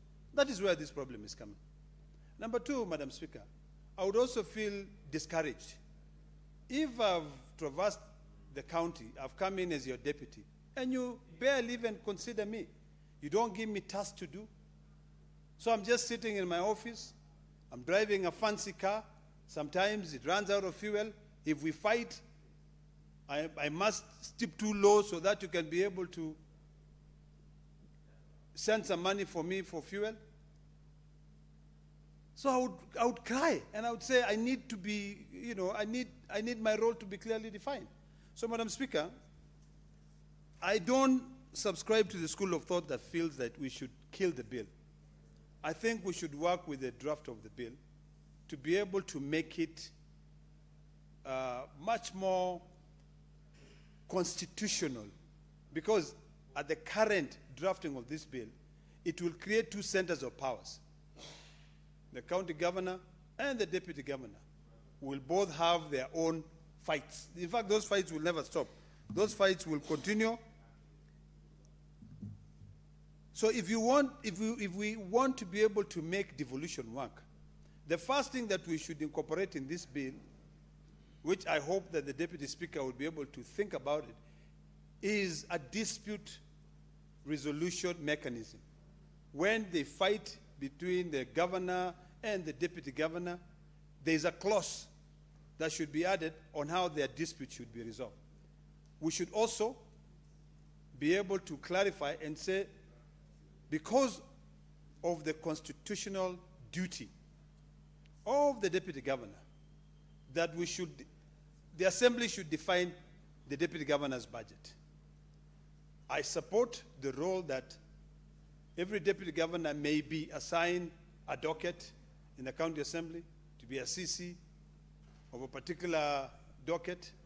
That will keep them busy. And that will also help them be able to contribute. And when they come together in the executive committee, they too can be able to contribute. The biggest challenge that I see, Madam Speaker, is that when it comes to even the executive committee, when they have those meetings, deputy governors never say anything. I want to remind those deputy governors who are out there to just take Article 179 of the Constitution and see that they are part and parcel of that executive committee. And in fact, Article 179 says the executive authority of the county is vested and exercised, is vested in and exercised by executive committee, which it is the governor, the deputy governor, and the 10 CCs. So, Madam Speaker, Senator my views on Olekina. this. Oh, Mr. Speaker, Thank I'm you. glad to see you. I wanted You're here. I wanted you to take note of the change of the chair. Thank you. You know, you change so often, sometimes we don't even get to see. So, Mr. Speaker, I think it is imperative that anyone who is given a responsibility, you carry that responsibility diligently. You know, there are counties that the governor and the deputy governor work very well. My 2 cents on this is that before you go into a campaign, the two of you should have a clear, legal binding memorandum, so that you can run the county effectively and not create 2 centers of powers. Earlier, I think a couple of years ago, if it was not last year, we were asked to impeach the deputy governor of Siaya. But this House did not feel that there were merits of impeaching that deputy governor. And in fact, what was happening is there was an issue of personality differences, conflicts between the governor, James Orengo, and his deputy. So should we allow ego or egoism to be able to dictate on how governance should be exercised? My answer to that is that no, Mr. Speaker. So, Mr. Speaker, I'd like to encourage my brother, the Deputy Speaker, to take some time and personally reread every clause, because most of the clauses here that they're proposing to be amended or to be included, particularly 32, they are all a repetition, and it's a creation of nothing but confusion, as well as another center of power. Devolution should not be about power struggle. It should be about getting services to the people. Finally, Mr. Speaker, let me repeat what I just said, because it is very, very important. The intention of this bill is noble, but the drafting is where the problem arises. Let us define clearly the role of the deputy governor, and if we are not able to define it, we just do away with it. We scrap it. Once you scrap it, then we will not have these problems. If there is a change of governance, particularly if, let's say, for instance, a governor dies, then an election is held, and a new governor is elected. Because in most cases, in all the 47 counties, there is no very good relationship between the governor and the deputy governor. And in fact, the running of the county is not determined by the two. It is determined by one person. So why are we wasting time and wasting public resources? Do away with the deputy governor position, leave the governor on its own, or define the budget and clearly say you will deputize the governor on A, B, C, but not try to say you are now giving him more powers, that he can appear before the summit, represent the governor, and you're not specific. Madam Speaker, if you read the Attorney General's Act, and Mr. Speaker, I'll tell you this, in the last administration, there was a huge conflict because there's a clause in the Attorney General's Act that says the Attorney General may designate certain powers to the Solicitor General. And when the Attorney General designated those powers to the Solicitor General, trust me, the person who was now in charge of government business was no longer the Attorney General, but the Solicitor General. That was a fact. So you want to create another problem here? Thank you, Mr. Speaker. Thank you, Senator Olekina. Senator Mariam. Senator Thangwa, the chair who preceded myself had indicated the justifications why Senator Mariam would be given the opportunity ahead of you. I take note of the fact that from the system, it's Senator Manzo who ought to have been given the opportunity to speak, but allow the chair to interchange and permit members to contribute. Senator Mariam, the floor is yours. Thank you, Mr. Speaker, for giving me this opportunity. Mr. Speaker, first of all, I have to congratulate the Deputy Speaker for coming up with this bill to solve some issues.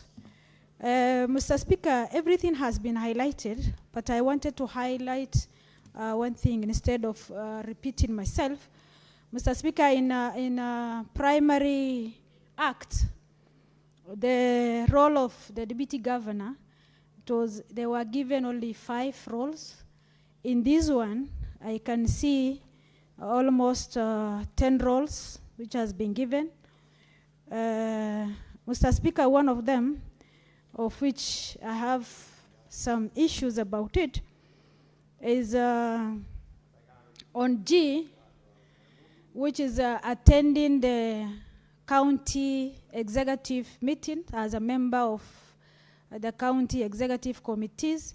Yes, it has been highlighted in Article 179 too as the members of the CCM, but in that article and in the primary bill also, it is silent on the attendance of Deputy Governor to attend these CCM meetings. That shows that it is rather open for him either to attend or not. But this one is restricting him to attend. If he's on absent, there must be a notice. There must be also a notice to be given to the Deputy Governor, because currently the CCM, when they are making a meetings, the current governors, deputy governors, they are not aware. So there must be also a notice to be given.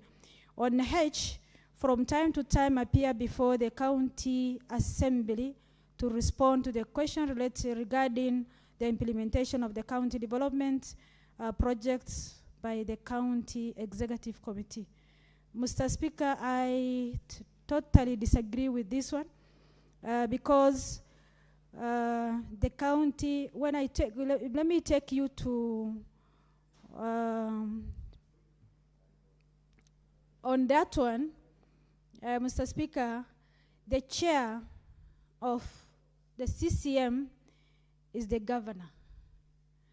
If he is governor, now if you are giving a priority to the county assembly, he appear to the county assembly anytime, from time to time. That is contrary to the appointment where they are appointed as the county executive members, because who appoints him as a county executive member is the governor. So the overall chair is the CEO of the county government. The CEO of county government is responsible to answer all questions to the county assembly, not to him. Maybe he can appear to the county assembly on responding to the docket he has been given under the county executive committee members. Because when we visited county some counties, we realize that CCM of health, most of them is deputy governor. Now, when the issue of county issue of the health issues to be raised, he can appear as a CCM, not as a county deputy governor. So they have to specify at what time he can appear on the county assembly to respond to a question to who. On the other one is on the issue of assisting governors in implementation of the county budgets. In this one, it is a blanket clause. It has to be specific to assisting governors in implementation of the county budget on which role he has been given as CCM. Because if he or she has not been given a CCM, he cannot take that opportunity of implementation of the budgets and monitoring of expenditure. So this one must be specifically to the role he or she has been given in the county CCM docket. As per the G, serve as executive liaison office with the county assembly for proposing for the purpose of facilitating and fostering the positive relationship between the county. Mr. Speaker, this one is overruled because he is not the CEO of the county executive. So the person who is county executive is a governor who contrary to the respond to the county assembly and also make relationship with county assembly. But if you give to the county deputy governor, it is more of colliding of the county governor and the deputy governor, and what is happening even because they are fighting on that, this role will come up and it brings the conflict of interest between the two. Mr. Speaker, with those, because others has been highlighted, I don't want to repeat myself, but it needs amendment on these issues I have highlighted. Mr. Speaker, I support the bill with the amendment. Thank you. Senator Manzo.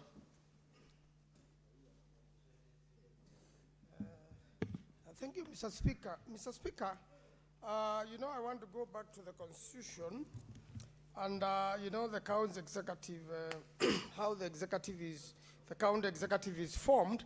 This is under Article 179(4). The county governor and the deputy county governor are chief executive and deputy chief executive of the county, respectively. Subsection 5, when the county governor is absent, the deputy governor shall act as the county governor. And then, you know, also under Article 180, subsection 5, each candidate for election as a county governor shall nominate a person who is qualified for nomination for election as county governor as a candidate for deputy governor. Those are the provisions in the Constitution. And from the proposal which has been proposed by Senator Gathuri, Senator for Meru, who I have a lot of respect for, is seeking to delete the order section 32, which has 5 subsections, and bring in a new section 32, which has got, you know, quite a number of, up to J, 1, 2, 3, 4, 5, 6, 7, 8, 9, 10, 11, 12, which has added 7 more functions.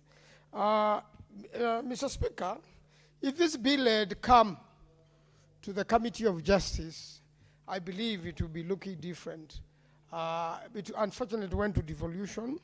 Ordinarily, I think this sort of law should have come to the Committee of JLAC.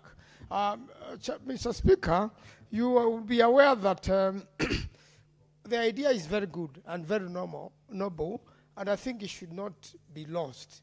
We are aware as the Senate that quite a number of governors and deputy governors have had issues. But how to regulate those issues and how to deal with them, first of all, you need to look at the relationship.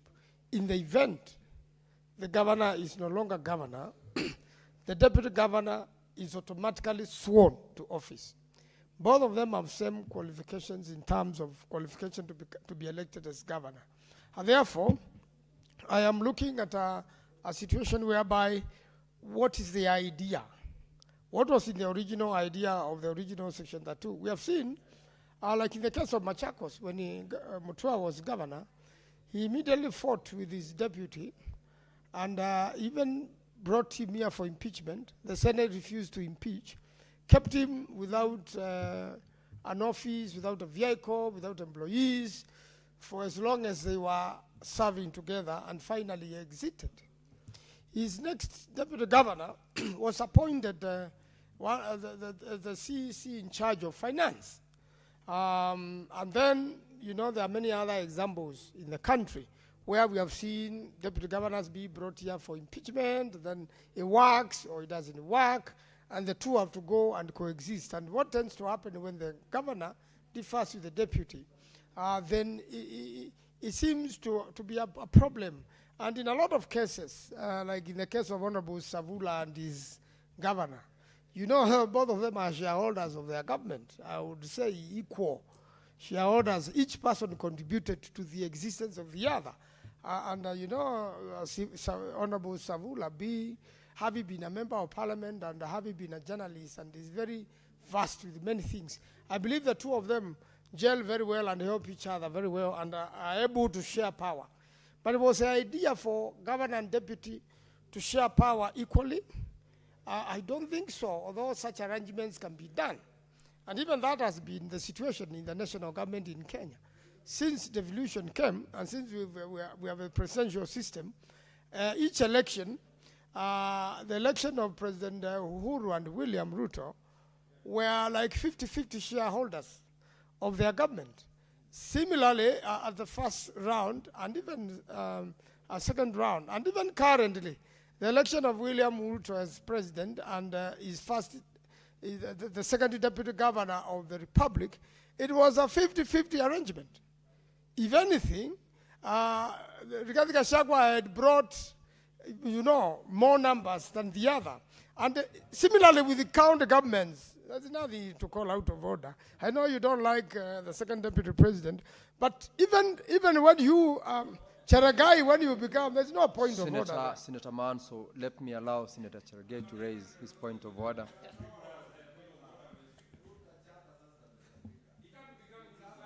Senator Medu and Senator Tangwa, the chair is one. And I have allowed Senator Cheragai to raise his point of order. Senator Cheragai, proceed. It is the chair to determine whether it is a point of order or otherwise not.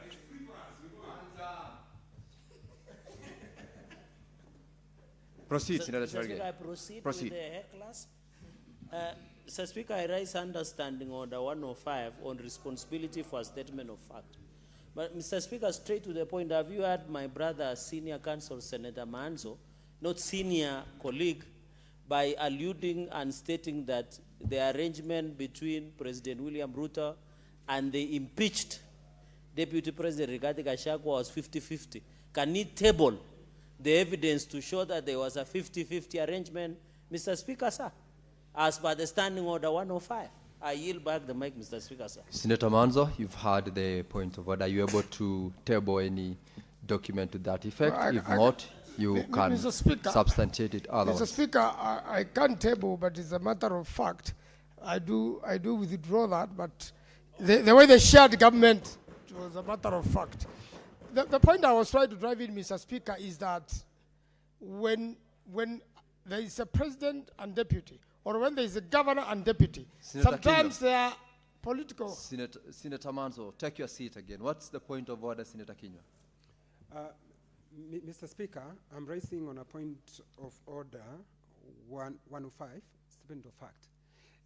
Mr. Speaker, it is so obvious after it was, I want to agree with Senator Maanzo that it was 50-50. I was a member of UDA. And Mr. Speaker, I want to state that after they disagreed, after they disagreed, Mr. Speaker, the Deputy President, Rigathi Gachagua, and the President, that is what caused what happened in all Kalau, Mr. Speaker.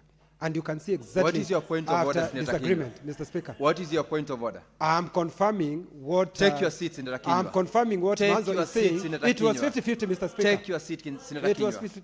Senator Manzo, proceed. Yes. Thank you, You're Mr. out Speaker. of order, I'm Senator just saying, Kinyua. Mr. Speaker, ordinarily in the elections, and I'm sure some of us who will want to run for governor one day will find themselves in that reality. Your deputy, you may have to do a political agreement. And I think this is what drives to the problem after election, because ordinarily under the law, the governor is supposed to take full charge of the government, and the deputy is a principal assistant. And I think this is what our good Senator Kathuri was trying to, and the Deputy Speaker was trying to address. We know they have been concerned. I wish we could see the public participation report and how different deputy governors responded. I have heard this cries myself. I have helped settle situations where a governor and a deputy have differed and the county is suffering, the development is not going as used, the political situation has become hostile. And eventually, Mr. Speaker, we must find a solution to this. And having got to find a solution, I think what we should happen, what we should do, Mr. Speaker, at the third reading, we need to redraft this amendment bill to suit the situation. And that's why public participation is very important in any legislation, and especially the report and the adoption of the feedback from the people. This House has already now given feedback, and luckily we've got very experienced people in this House. Senator Sangwa and Senator Methu have had an opportunity to serve in counties and understand this relationship very well. They have contributed very well, and Senator Methu has contributed very well, and I think Sangwa will even do better after me. And I've also heard Senator Mariam, who has a lot of experience from the county where she comes from. So if you listen and follow keenly to people who are in this House and have worked in county governments before, and they have done so in senior positions, they are able, or representatives. I wish Senator Murago was here, who was also an MCA in Kirinyaga County, and now wants to become governor there, and I'm sure he will be a very good governor. It means that we have to draw that experience, and then using that experience, and especially from Senator Methu and Senator Thangwa, redraft this and come up with something which gives a solution to what we are trying to form a problem. Although Senator Methu has put it very well, it's like trying to cure diarrhea. By blocking the exit, you increase the problems, and the person is likely to die. So we are likely, yeah, we are likely. I'm just quoting. Yes, I'm just quoting, but I'm just saying the problem is likely to become more. And therefore, we don't want to increase the problems between the governor and the county governor. We, as a Senate, who believe in devolution, want to solve this problem, want to make sure that counties go on well. But I want to believe, from my Makueni experience, now, Senator Cherargei, allow Senator Manzo to conclude on this. Allow Senator I'm Manzo just about to wind up, and I'm coming to the positive side of things. I want to say that in Kenya, there have been many counties. No.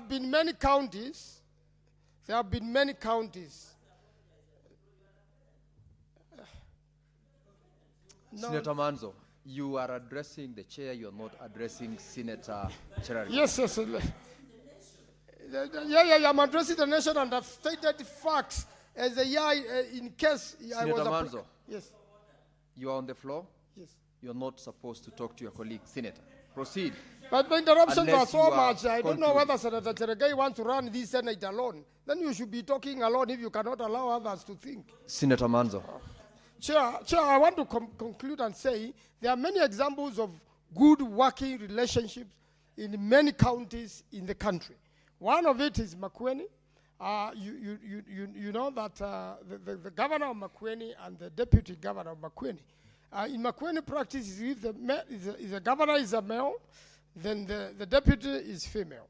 If in future, if a governor will be female, the deputy will be male to balance gender parity.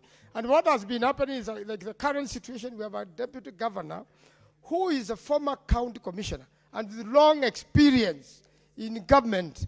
And she's come out very hardy in terms of stabilizing the government and making sure technically the government is well run. In fact, when we have the national days, they are much better than the previous one. The previous one, the national days, you would find the governor and the county commissioner and a few people. But now it's a full-fledged, occasion in Makueni, and it's a good example of where governor and deputy governor can work together. I believe, even without this regulation, many governors and many deputy governors can work together. We cannot really regulate or enact laws to regulate a relationship. It has to be created. The people must be willing. There must be respect between the governor and the deputy, and there must be space and allow the deputy to deputize the governor. If that happens, I'm sure there will be no problems. There will be no need for this regulation. But unfortunately, in quite a number of counties, there have been problems. We have seen a governor bringing a deputy here for impeachment. Some have successfully been impeached, others not. And therefore, there is a need to make this law better, relook at it, a third reading, and make sure that it serves the country. I thank you, Mr. Speaker. I support. Senator Thangwa.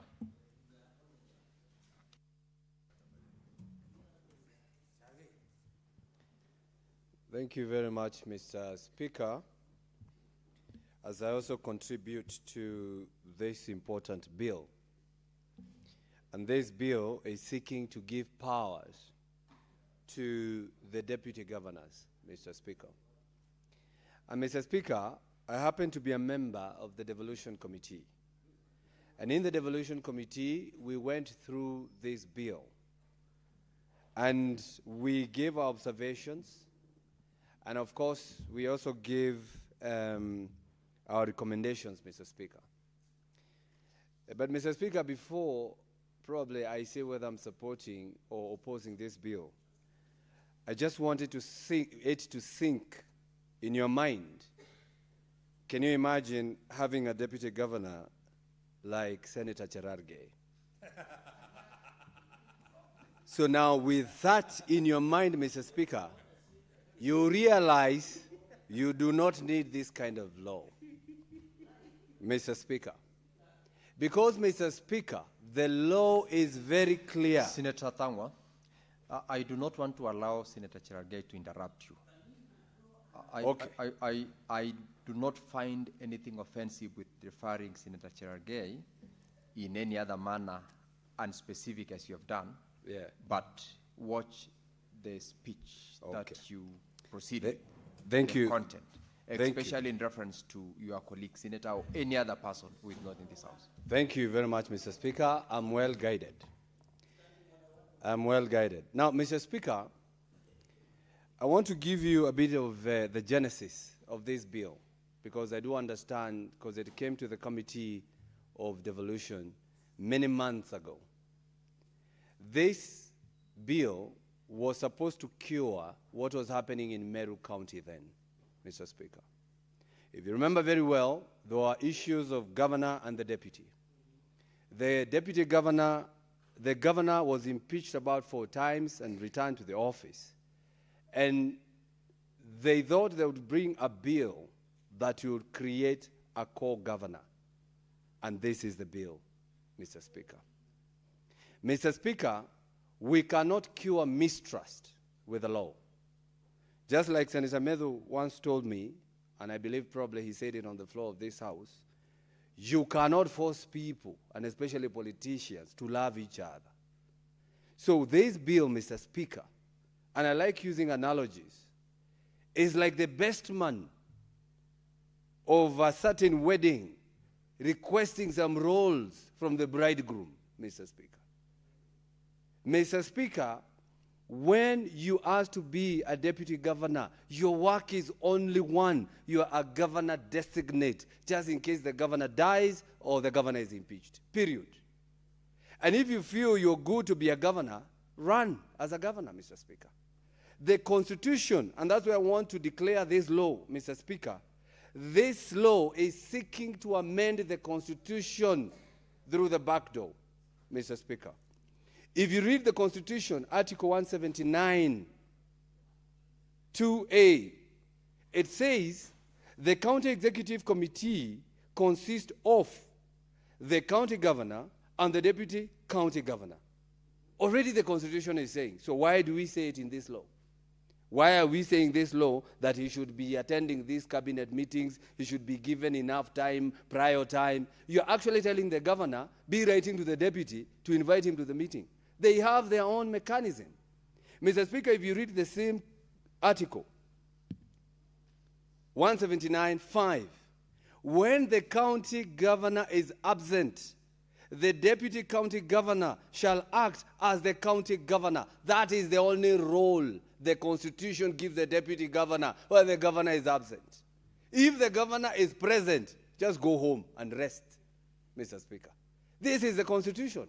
Why are we amending the Constitution by telling the governor, the deputy governor, to be a co-governor? So I do understand what they were trying to cure then. And since it was cured, and the person whose the law was supposed to help is already a governor, can we just withdraw this bill and say, if you want to be a governor, just run as a governor, Mr. Speaker? Mr. Speaker, the law is already available. This law is in the County Government Act. If you read the law, section 32 of the County Government Act, which is being amended by this law, Mr. Speaker, and you can see it has been amended by so many clauses, from A all the way to, Mr. Speaker, J. This law removes one of the fundamental sections that the law created when they got to know that the deputy governor is not a co-governor. He only acts when the governor is away. So if the governor is available, then he can only do what he has been assigned by the governor himself. Mr. Speaker, let me tell you what they remove with this law. Section 32(4) of the County Government Act says, when acting, remember the law says he should act when the governor is absent. When acting in office, as contemplated in Article 179(5), the one I've just read of the Constitution, the deputy governor shall not exercise any powers of the governor to nominate, appoint, or dismiss that are assigned to the governor under the Constitution or other written law. This law has deleted that clause. What does that tell you? They want the deputy governor to start dismissing, the deputy governor to start employing. So we are creating two centers of power, trying to cure the problem that was in Meru that probably was cured when they already impeached the governor, but I don't believe it was cured. Mr. Speaker, if you read that section again, 32(5), the governor shall not delegate to the deputy governor or any of the functions referred to in subsection 4. So the law is even telling the governor, you cannot even delegate that. Now here we are as a Senate, we are now creating two centers of power, trying to tell the deputy governor that he can even manage budgets and finances. That is the work of the county treasury. You know, if you want to be a county treasury, nothing stops you from talking to your governor, and then the governor can make you a CEC for treasury. Nothing stops.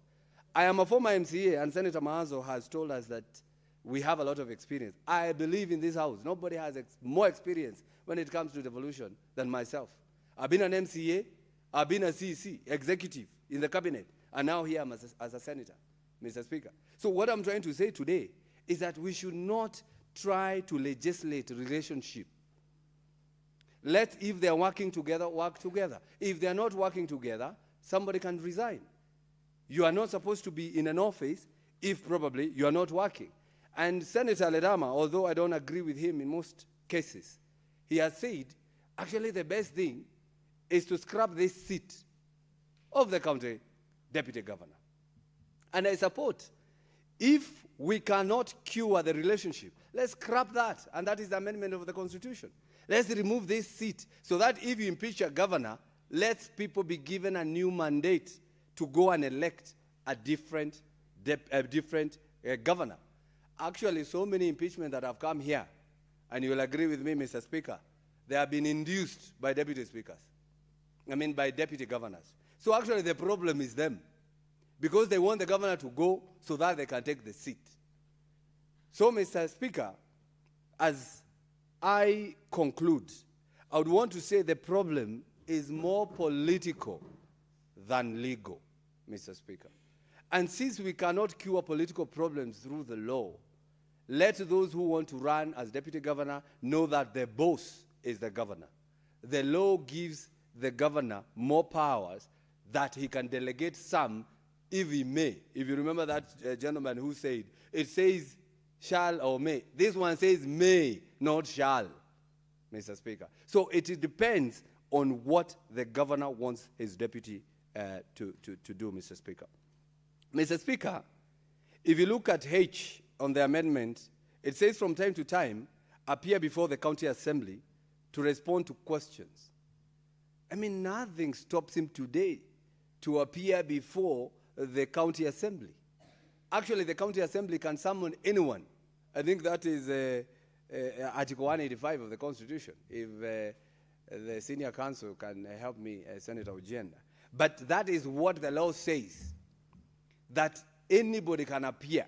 Nobody stops them. What these deputy governors are trying to do, they are trying to get powers so that there can be two powers, centers of power, and they try to, because they are unable to impeach the governors, now then there can be push and pull between these two people. Now, who will we be summoning to appear before the Senate as committees?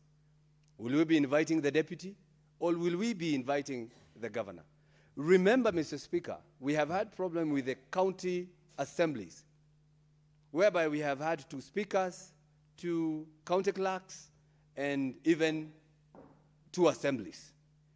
Can you imagine what this law would do? We will be dealing with these issues where a certain deputy governor has already taken the whole county headquarters to a different place. Now we have two governors who are dealing with the county. So I oppose this law and implore the senator of Meru.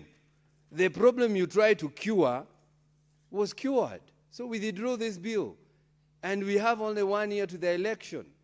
Then people can appoint deputy governors who are willing to work together. If you don't work together, and I heard Senator for Migori, Senator Eddy, he was talking about that removing a governor from the courier side is removing the whole community. And you know, Mr. Speaker, that's the exactly thing that we were trying to say here when the deputy president of this republic was being removed. Removing the deputy president is removing Murima, is removing the whole community. So, Mr. Speaker, because I do understand this was supposed to cure something very different, and it has been cured. I rest my case and oppose this bill, which has been seconded by Senator Cherargei, and I will tell you, you will be all cloud, all of you.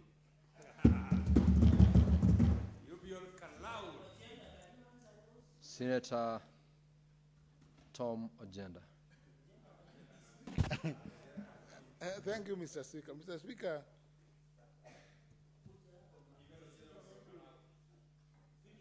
I should speak from the dispatch. Mr. Speaker, I with a very heavy heart, I agree with Senator Thangwa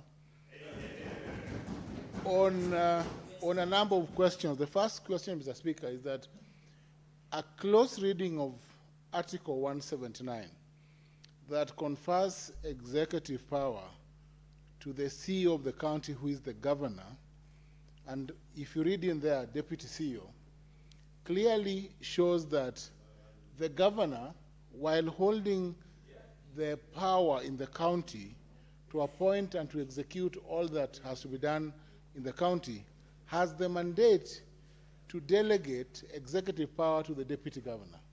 Mr. Speaker, what this bill does is to try to designate or to direct the governor to share executive power with the deputy governor and the committee in the county, the CECs as properly designated by the Constitution. Mr. Speaker, this is an amendment, is an unconstitutional amendment to the Constitution. The intention of this bill, Mr. Speaker, is to undermine the very provisions that the Constitution clearly provides for. And the proper way, Mr. Speaker, to elevate or to otherwise deal with the power of deputy governors, Mr. Speaker, is to bring an amendment to the Constitution. Short of that amendment, Mr. Speaker, it is impossible through a bill that is brought before Senate to kind of recraft, Mr. Speaker, the Constitution in a manner that is unconstitutionally trying to deviate from constitutional provisions. Mr. Speaker, this bill, and again let me also agree with Senator Thang on this, this bill was brought against the backdrop of the impeachment of the governor for Meru, whose action is still in court. And I must say that at some point she was my client. And the governor was since replaced with the deputy governor, who is the substantive governor of Meru County, though I understand that governor has suddenly become very popular after her impeachment. But Mr. Speaker, the point here is that this bill may have served its purpose and should have been dropped at this point because it was tailor-made for purposes of Meru County and did not succeed at the time. Mr. Speaker, we have examples of counties where deputy governors and governors sit in well and work together for the people. Let me give you an example, Mr. Speaker, of my own county, Kisumu, where the deputy governor, Dr. Willie, is sitting pretty. He's a sitting pretty duck. He's out there. He only does assignments given to him by the governor. Other times, he's out there, he's idle. He does not perform any duty unless Governor Nyong'o assigns him that role. So that shows you that deputy governors who are not overzealous, who are not too keen to carve their own space, work well with governors who are in office. A strong deputy governor and a strong governor can hardly survive in the same space. If you look at the example of Makueni, Honorable Speaker, you find that Makueni is a shining example of a perfect coexistence of the governor and deputy governor.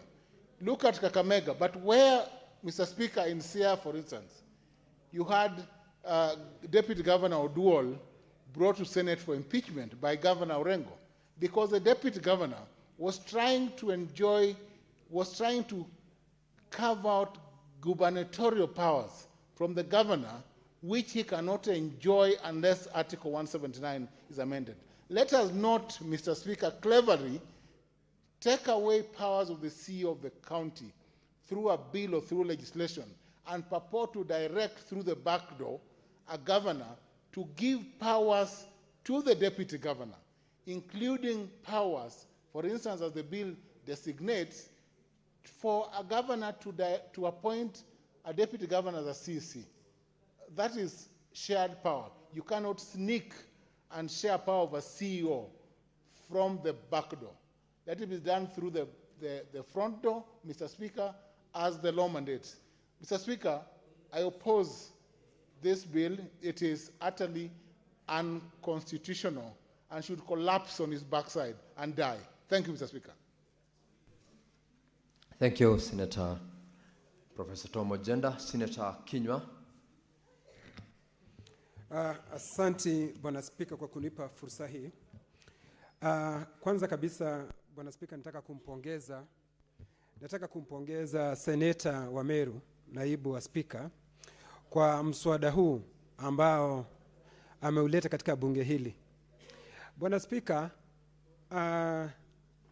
amejaribu kutuliza mgogoro ulioko kati ya magavana na manaibu wao. Lakini Bwana Spika, kujaribu kutuliza mgogoro huu, kwanza kabisa mimi na itakumbukwa baada ya mimi kwa seneti iliyopita nilikuwa mwenyekiti wa kamati ya ugatuzi.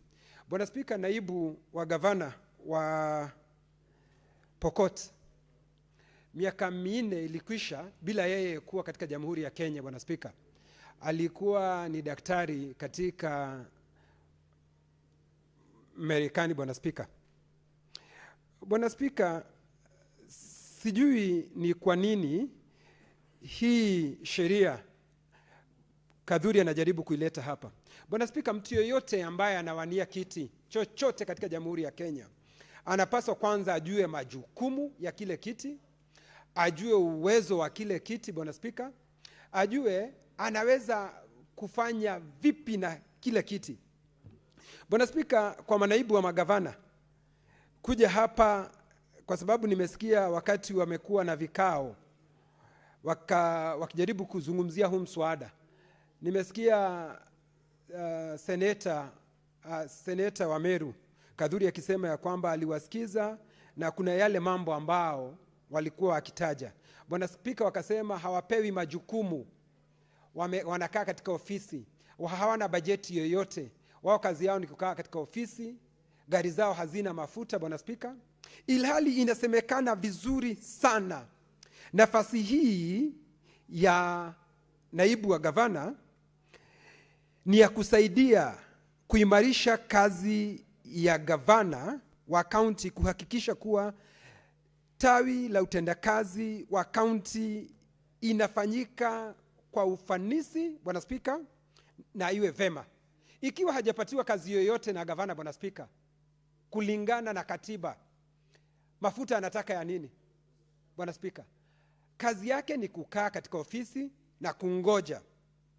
Bwana Spika, kutengeneza ama seneti kukubali sheria hii kupita katika seneti hii kutaleta kuingiliwa kwa mamlaka ya gavana. Bwana Spika, kwa sababu yule ambaye amepewa majukumu ya kuulizwa maswali katika seneti hii, kuulizwa na mtu yoyote hata pale katika county, ni gavana. Bwana Spika, majukumu ambayo yanapendekezwa hapa, Bwana Spika, ni majukumu ambayo yatatengeneza serikali mbili, ama tuwe na serikali mbili sambamba ambazo zitakuwa zinaleta mgogoro katika county. Bwana Spika, utendaji kazi utadorora, kwa sababu Waswahili wanasema fahari wawili wapiganapo nyasi ndizo huumia. Kuwa na mafahari wawili katika gatuzi, Bwana Spika, italeta vurugu, mvutano, na hii itakuwa imewekwa wazi na seneti hii.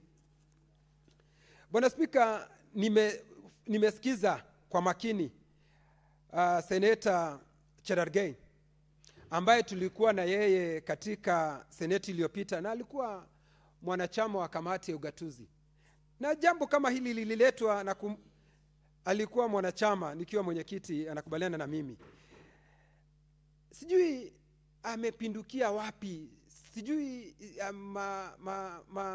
fikra zake zimepindukia wapi, kwa sababu yeye alikuwa akisema ya kwamba gavana anapaswa apewe mamlaka, awe anawajibika, na yeye peke yake ndio anaweza kuulizwa maswali. Yeye ndio amechaguliwa. Bwana Spika, ikiwa deputy ama naibu wa gavana, Bwana Spika, kunasemekana ameshamiri, ana uwezo kabisa, Bwana Spika, anapaswa asimame kiti cha ugavana. Bwana Spika, nikilinganisha, Bwana Spika, Rais wa Jamhuri ya Kenya William Ruto, yule yuko wakati huu, wakati yule mwingine, Bwana Spika, alisema ya kwamba hakupatiwa bajeti. Bwana Spika,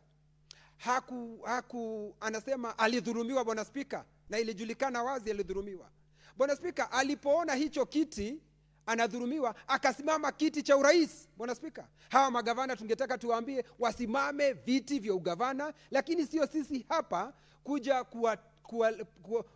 kutengeneza sheria ambazo zitafanya wao wenyewe tuwapatie majukumu ambayo kikatiba hayako. Bwana Spika, kwa sababu mtu yoyote ambaye anasimama kiti, awe ni seneta, awe ni MCA, awe ni mbunge, anajua uwezo wa kile kiti anasimama. Bwana Spika, ni majukumu yapi alionayo. Hauwezi ukasimama kiti, Bwana Spika, kwa sababu magavana wengine, Bwana Spika, hata kwa sababu nimeangalia katika ripoti ambayo imeletwa hapa na kamati hii ya ugatuzi.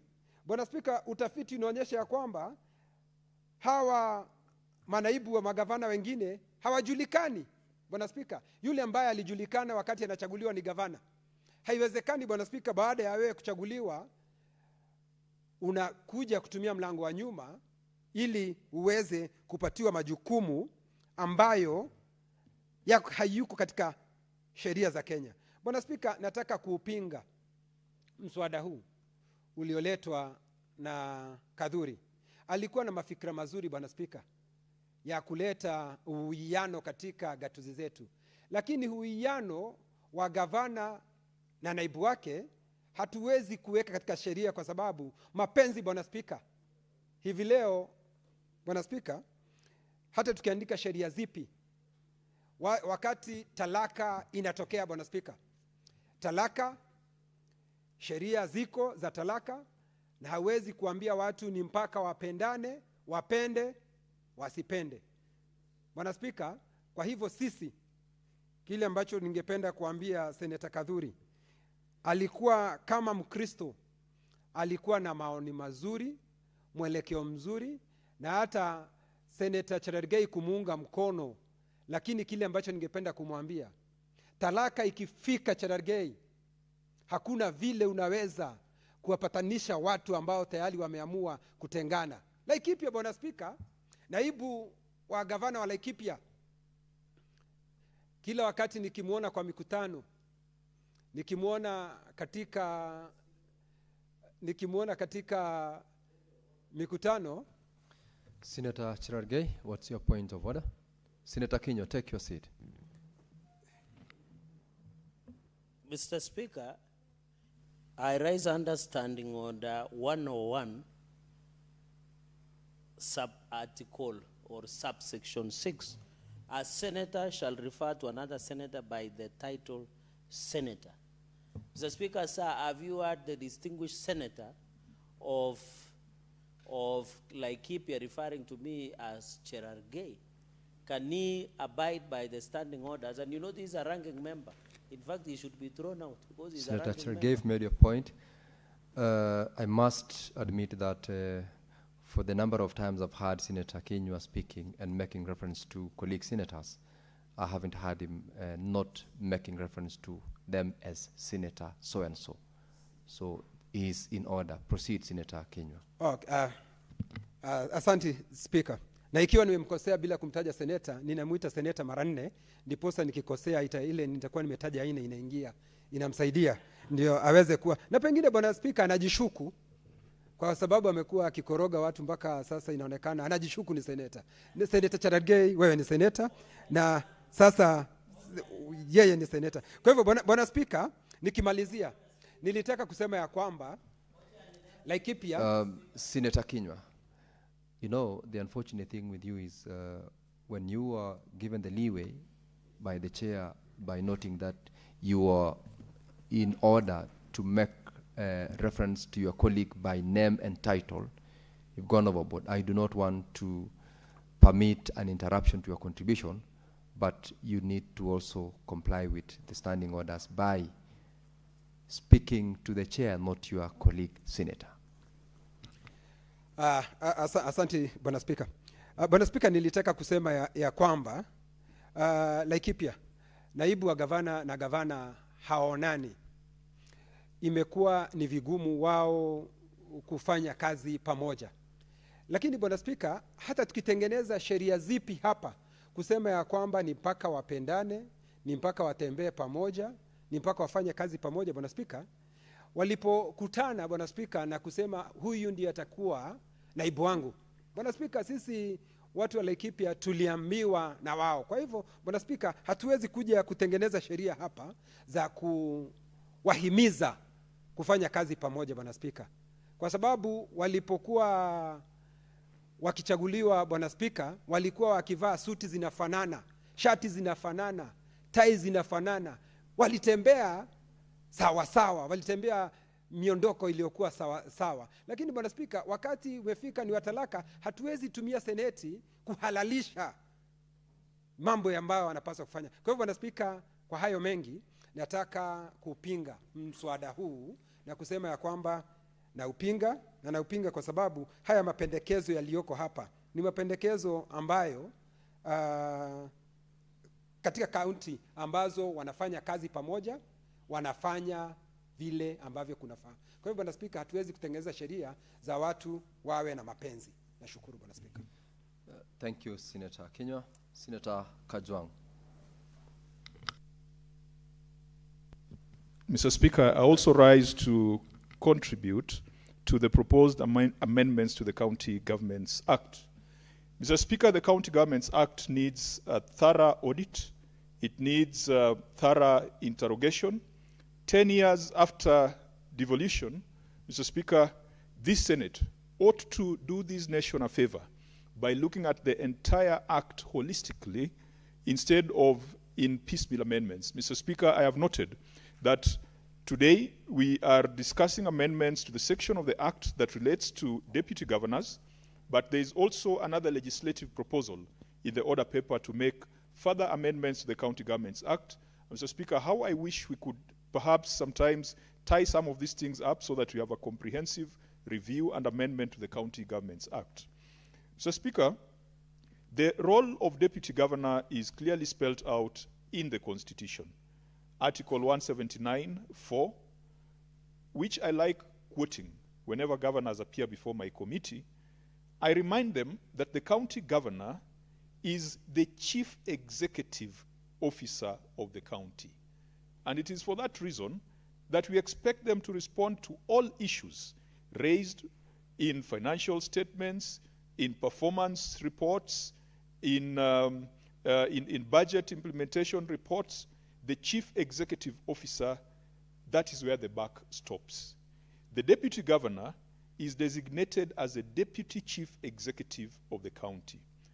Mr. Speaker, I don't want to repeat what everyone else has said, but I want to pose a question on Article 179(5), which says that when the county governor is absent, the deputy county governor shall act as a county governor. How do we define the absence of a county governor?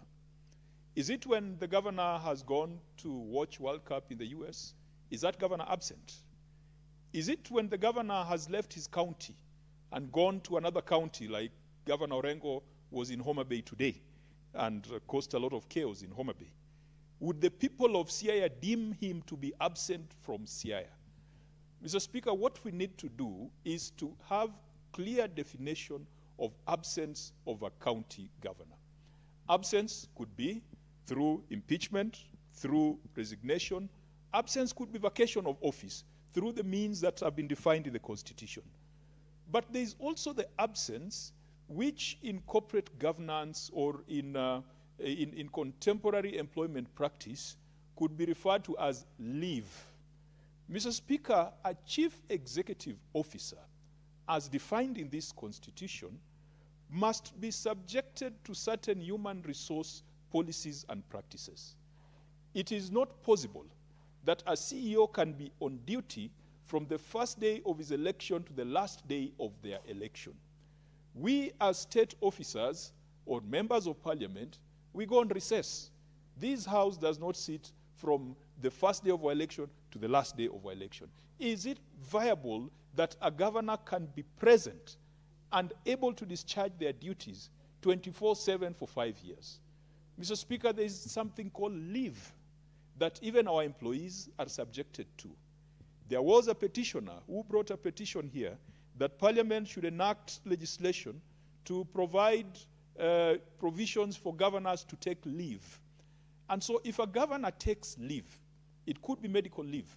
I saw the governor of Moranga took medical leave. He had an injury, and he assigned his deputy the power to act in his absence. We have seen governors go on maternity leave. And, Mr. Speaker, it is very good and it's a wonderful thing if a governor can go on maternity leave. I am sure there are governors who have gone on paternity leave. When you go on leave, is that absence? Mr. Speaker, in corporate practice, that is absence. But even in that situation of absence, there is temporary incumbency. And Mr. Speaker, What happens in national government should be applied to the county governments. Temporary incumbency is handled in Article 134 of the Constitution, when it talks about the absence of a president. And we have seen that exercised when Uhuru Kenyatta had to go to The Hague to respond to summons of the International Criminal Court. The Constitution foresaw that in a situation like that of absence, the person who steps in to fill that absence cannot have unfettered powers. Mr. Speaker, in the national government case, we said that a temporary president arising out of the absence of the substantive president cannot nominate judges, cannot appoint ambassadors, cannot appoint cabinet secretaries, cannot confer honors, and cannot exercise the power of mercy. What we need to do is to define absence and define powers of a deputy governor in a case of temporary incumbency. Would a deputy governor acting under temporary incumbency therefore appear before the Senate and its committees? Mr. Speaker, that could be limited, the same way we have limited the powers of a deputy president under Article 134. For me, that is a clarity that is required. Otherwise, everything else that we are trying to do here is trying to dictate to a governor how to delegate. Mr. Speaker, I would further want to make a proposal that we need to go back to the Article 185. Article 185 of the Constitution, Mr. Speaker, talks about a person, or talks about each candidate for election as county governor shall nominate a person who's qualified for nomination for election as county governor as a candidate for deputy governor. Who nominates a person to be deputy governor? It is not the political party. It is not the assembly. It is not any other person. It is the governor. It is the candidate for election as county governor who nominates a person who, in their considered opinion, is qualified for nomination for election as county governor, as a candidate for deputy governor. Mr. Speaker, if we had an opportunity to rewrite this constitution, I would rewrite Article 185 and say that immediately after an election, the candidate who is elected governor shall nominate a person who is qualified for nomination for election as deputy governor. Because when they go into a joint ticket, Mr. Speaker, there is a perception of being shareholders, and there's a perception of a 50-50 government. Mr. Speaker, I have seen that in Homa Bay County. The deputy governor resigned a few months ago. And the problem was there was a perception that there were two powerhouses that went into an election, won an election, and so people thought that the governor and deputy are co-governors. There's nothing like that, Mr. Speaker. Even if the party requested the governor to nominate somebody, the responsibility under Article 185 falls and lies with the county governor. If it is the duty of the county governor to nominate a person, Mr. Speaker, I would also rewrite this constitution to allow for the governor to rescind the nomination of a deputy governor, subject to approval of the county assembly, so that we don't have to subject deputy governors to all this circus that we have seen, them being brought to the Senate for impeachment. If we do not amend Article 185, as I have proposed, Mr. Speaker, perhaps we should amend it to say that where a candidate for election as county governor is required to nominate a person, that person should be of the other gender. That also will advance certain principles that are in this constitution that we've been unable to achieve. Mr. Speaker, there are two functions I have seen some county governments assigned to the deputy governor.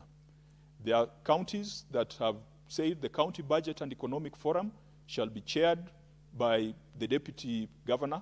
Of course, statute requires the governor to chair it, but in many cases, some governors have allowed their deputy governors to chair it, similar to the Intergovernmental Budget and Economic Committee that is at the national government that statute requires to be chaired by the deputy president.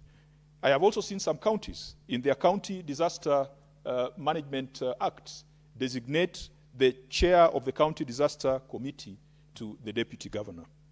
However, it is not possible for Senate sitting in Nairobi to say that a specific role must be assigned to a Deputy Governor because, Mr. Speaker, the Constitution, again, Article 179(2), talks about the County Executive Committee consisting of the County Governor and the Deputy County Governor and other members appointed and approved by the County Assembly. It would be good practice to ensure that the Deputy Governor has got something substantive to keep them busy, but at the end of the day, before you apply for a position, please read the job description. This Senate, and many members, pioneer members of this Senate, suffered from that. I was in the 11th Parliament, Mr. Speaker, and every day when senior members rose to speak, they were lamenting about the limited powers of members of the Senate. And people kept reminding them, you are the ones who wrote this Constitution. Many of them wrote this Constitution. How come you didn't know that the Senate that you created was the upper house in words, but the lower house in reality? So if you're going to go for the position of Deputy Governor, please read the Constitution so that you do not have complaints and tussles thereafter, believing that you are a co-governor or a deputy governor. And I know that sometimes it's political compromises and political settlements. But the reality is, once the election is over, a bus can only have one driver, and the deputy can only step in when that driver is absent. And unfortunately, most governors choose that if they're going to be absent, the bus would rather stop and wait for them to come back. And that is why we need to allow governors to have a framework for going on leave, a framework for definition of absence, and then a framework for deputy governors to take over in the case of temporary incumbency. Mr. Speaker, because I want my other colleagues to comment on this, I would also want to request deputy governors to read the 48 Laws of Power by Robert Greene. Law number 1 in the 48 Laws of Power is never outshine the master.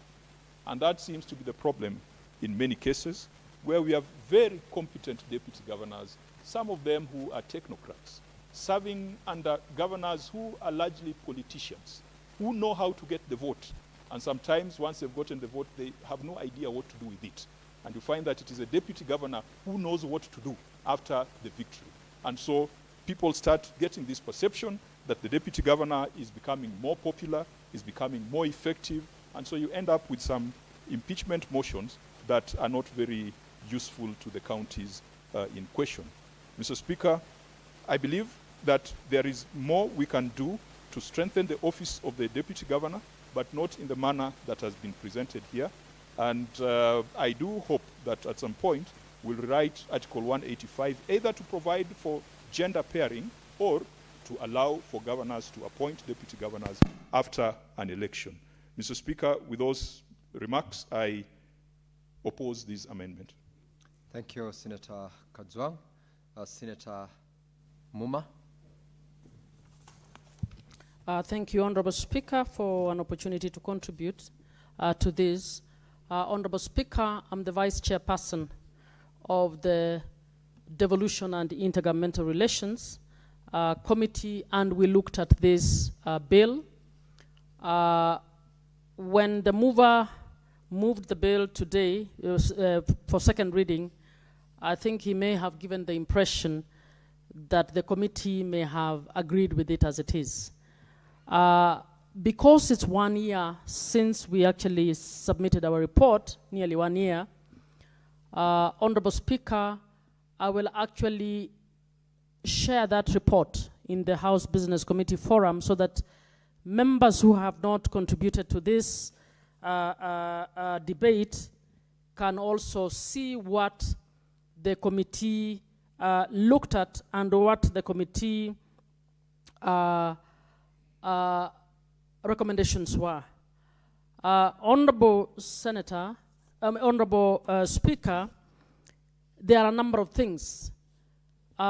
Clearly, we have a number of a huge problem between many governors and many deputy governors.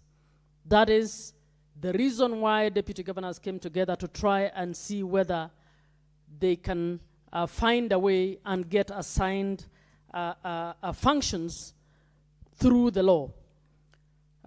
Even as they're doing so, one can kind of empathize with them on the basis that the office of the deputy governor is a public office that is a public resource. So to a certain extent, it is wasteful expenditure to actually put somebody in office being paid public resources and doing nothing. I think it is something that needs to be dealt with. But as colleagues have spoken before, and I support what Senator Kajwang, Senator Methu, Senator, I think all the senators, that nearly all of them except for a few, have said, we need to be careful about rewriting the Constitution through this law. But even as we're being careful in rewriting the Constitution, we also need to be careful to ensure that we don't get into an overreach. It is the role of Parliament to make laws, but it is not the role of Parliament to do executive assignment of roles. And every executive has one center of power, one CEO. That's why, Honorable Speaker, 2013 to 2022, we had a president and a deputy president in office for 10 years. But when you hear the then deputy president speaking, he speaks as if he was never part of that government. And the only reason the world allows him to do that, because the buck stops with the president. So he's able to criticize what President Uhuru did. He was part of that government. He sat in that cabinet. And the only reason you might entertain that is because the buck stops with the president. Our constitution did not split the country to say the deputy president will be in charge of this, this, and the other. Therefore, when we are evaluating performance of a government, we are looking at what the portion of the president and the portion of the DG, or of the deputy president. What the DGs want us to do is to jump into the arena of executive implementation of its mandate and help the governor to assign tasks to them. I don't think we can do so. But we must acknowledge and be able to tell the governors that it is also wasteful expenditure to have an office that is receiving salaries and perks, but which is not intended to actually do anything, which is supposed to just sit there. I think that is something that we would need to look at.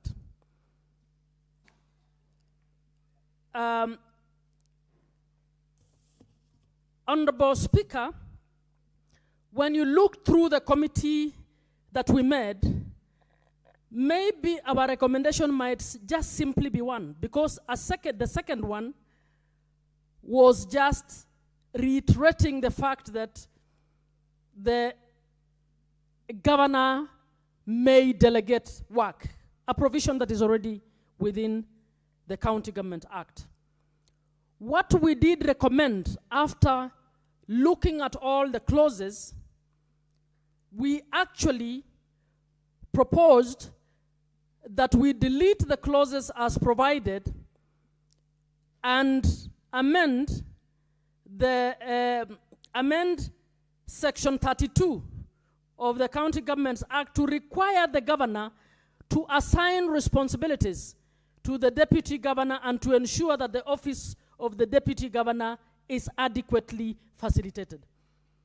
Having looked at everything, we felt that that statutory requirement in broad terms may very well be the one that will then make the governor to actually assign responsibility to that office and to ensure that that office is running for purposes of carrying out that responsibility. I think that is the best arrangement that we can ever go, but we cannot go further to say, please assign him to do this, please assign him to do the other. I think all of those clauses, if we go about it that way, would be crossing the line. The Senate would now have decided to join the office of the governor and to try and assist the governor to run their counties.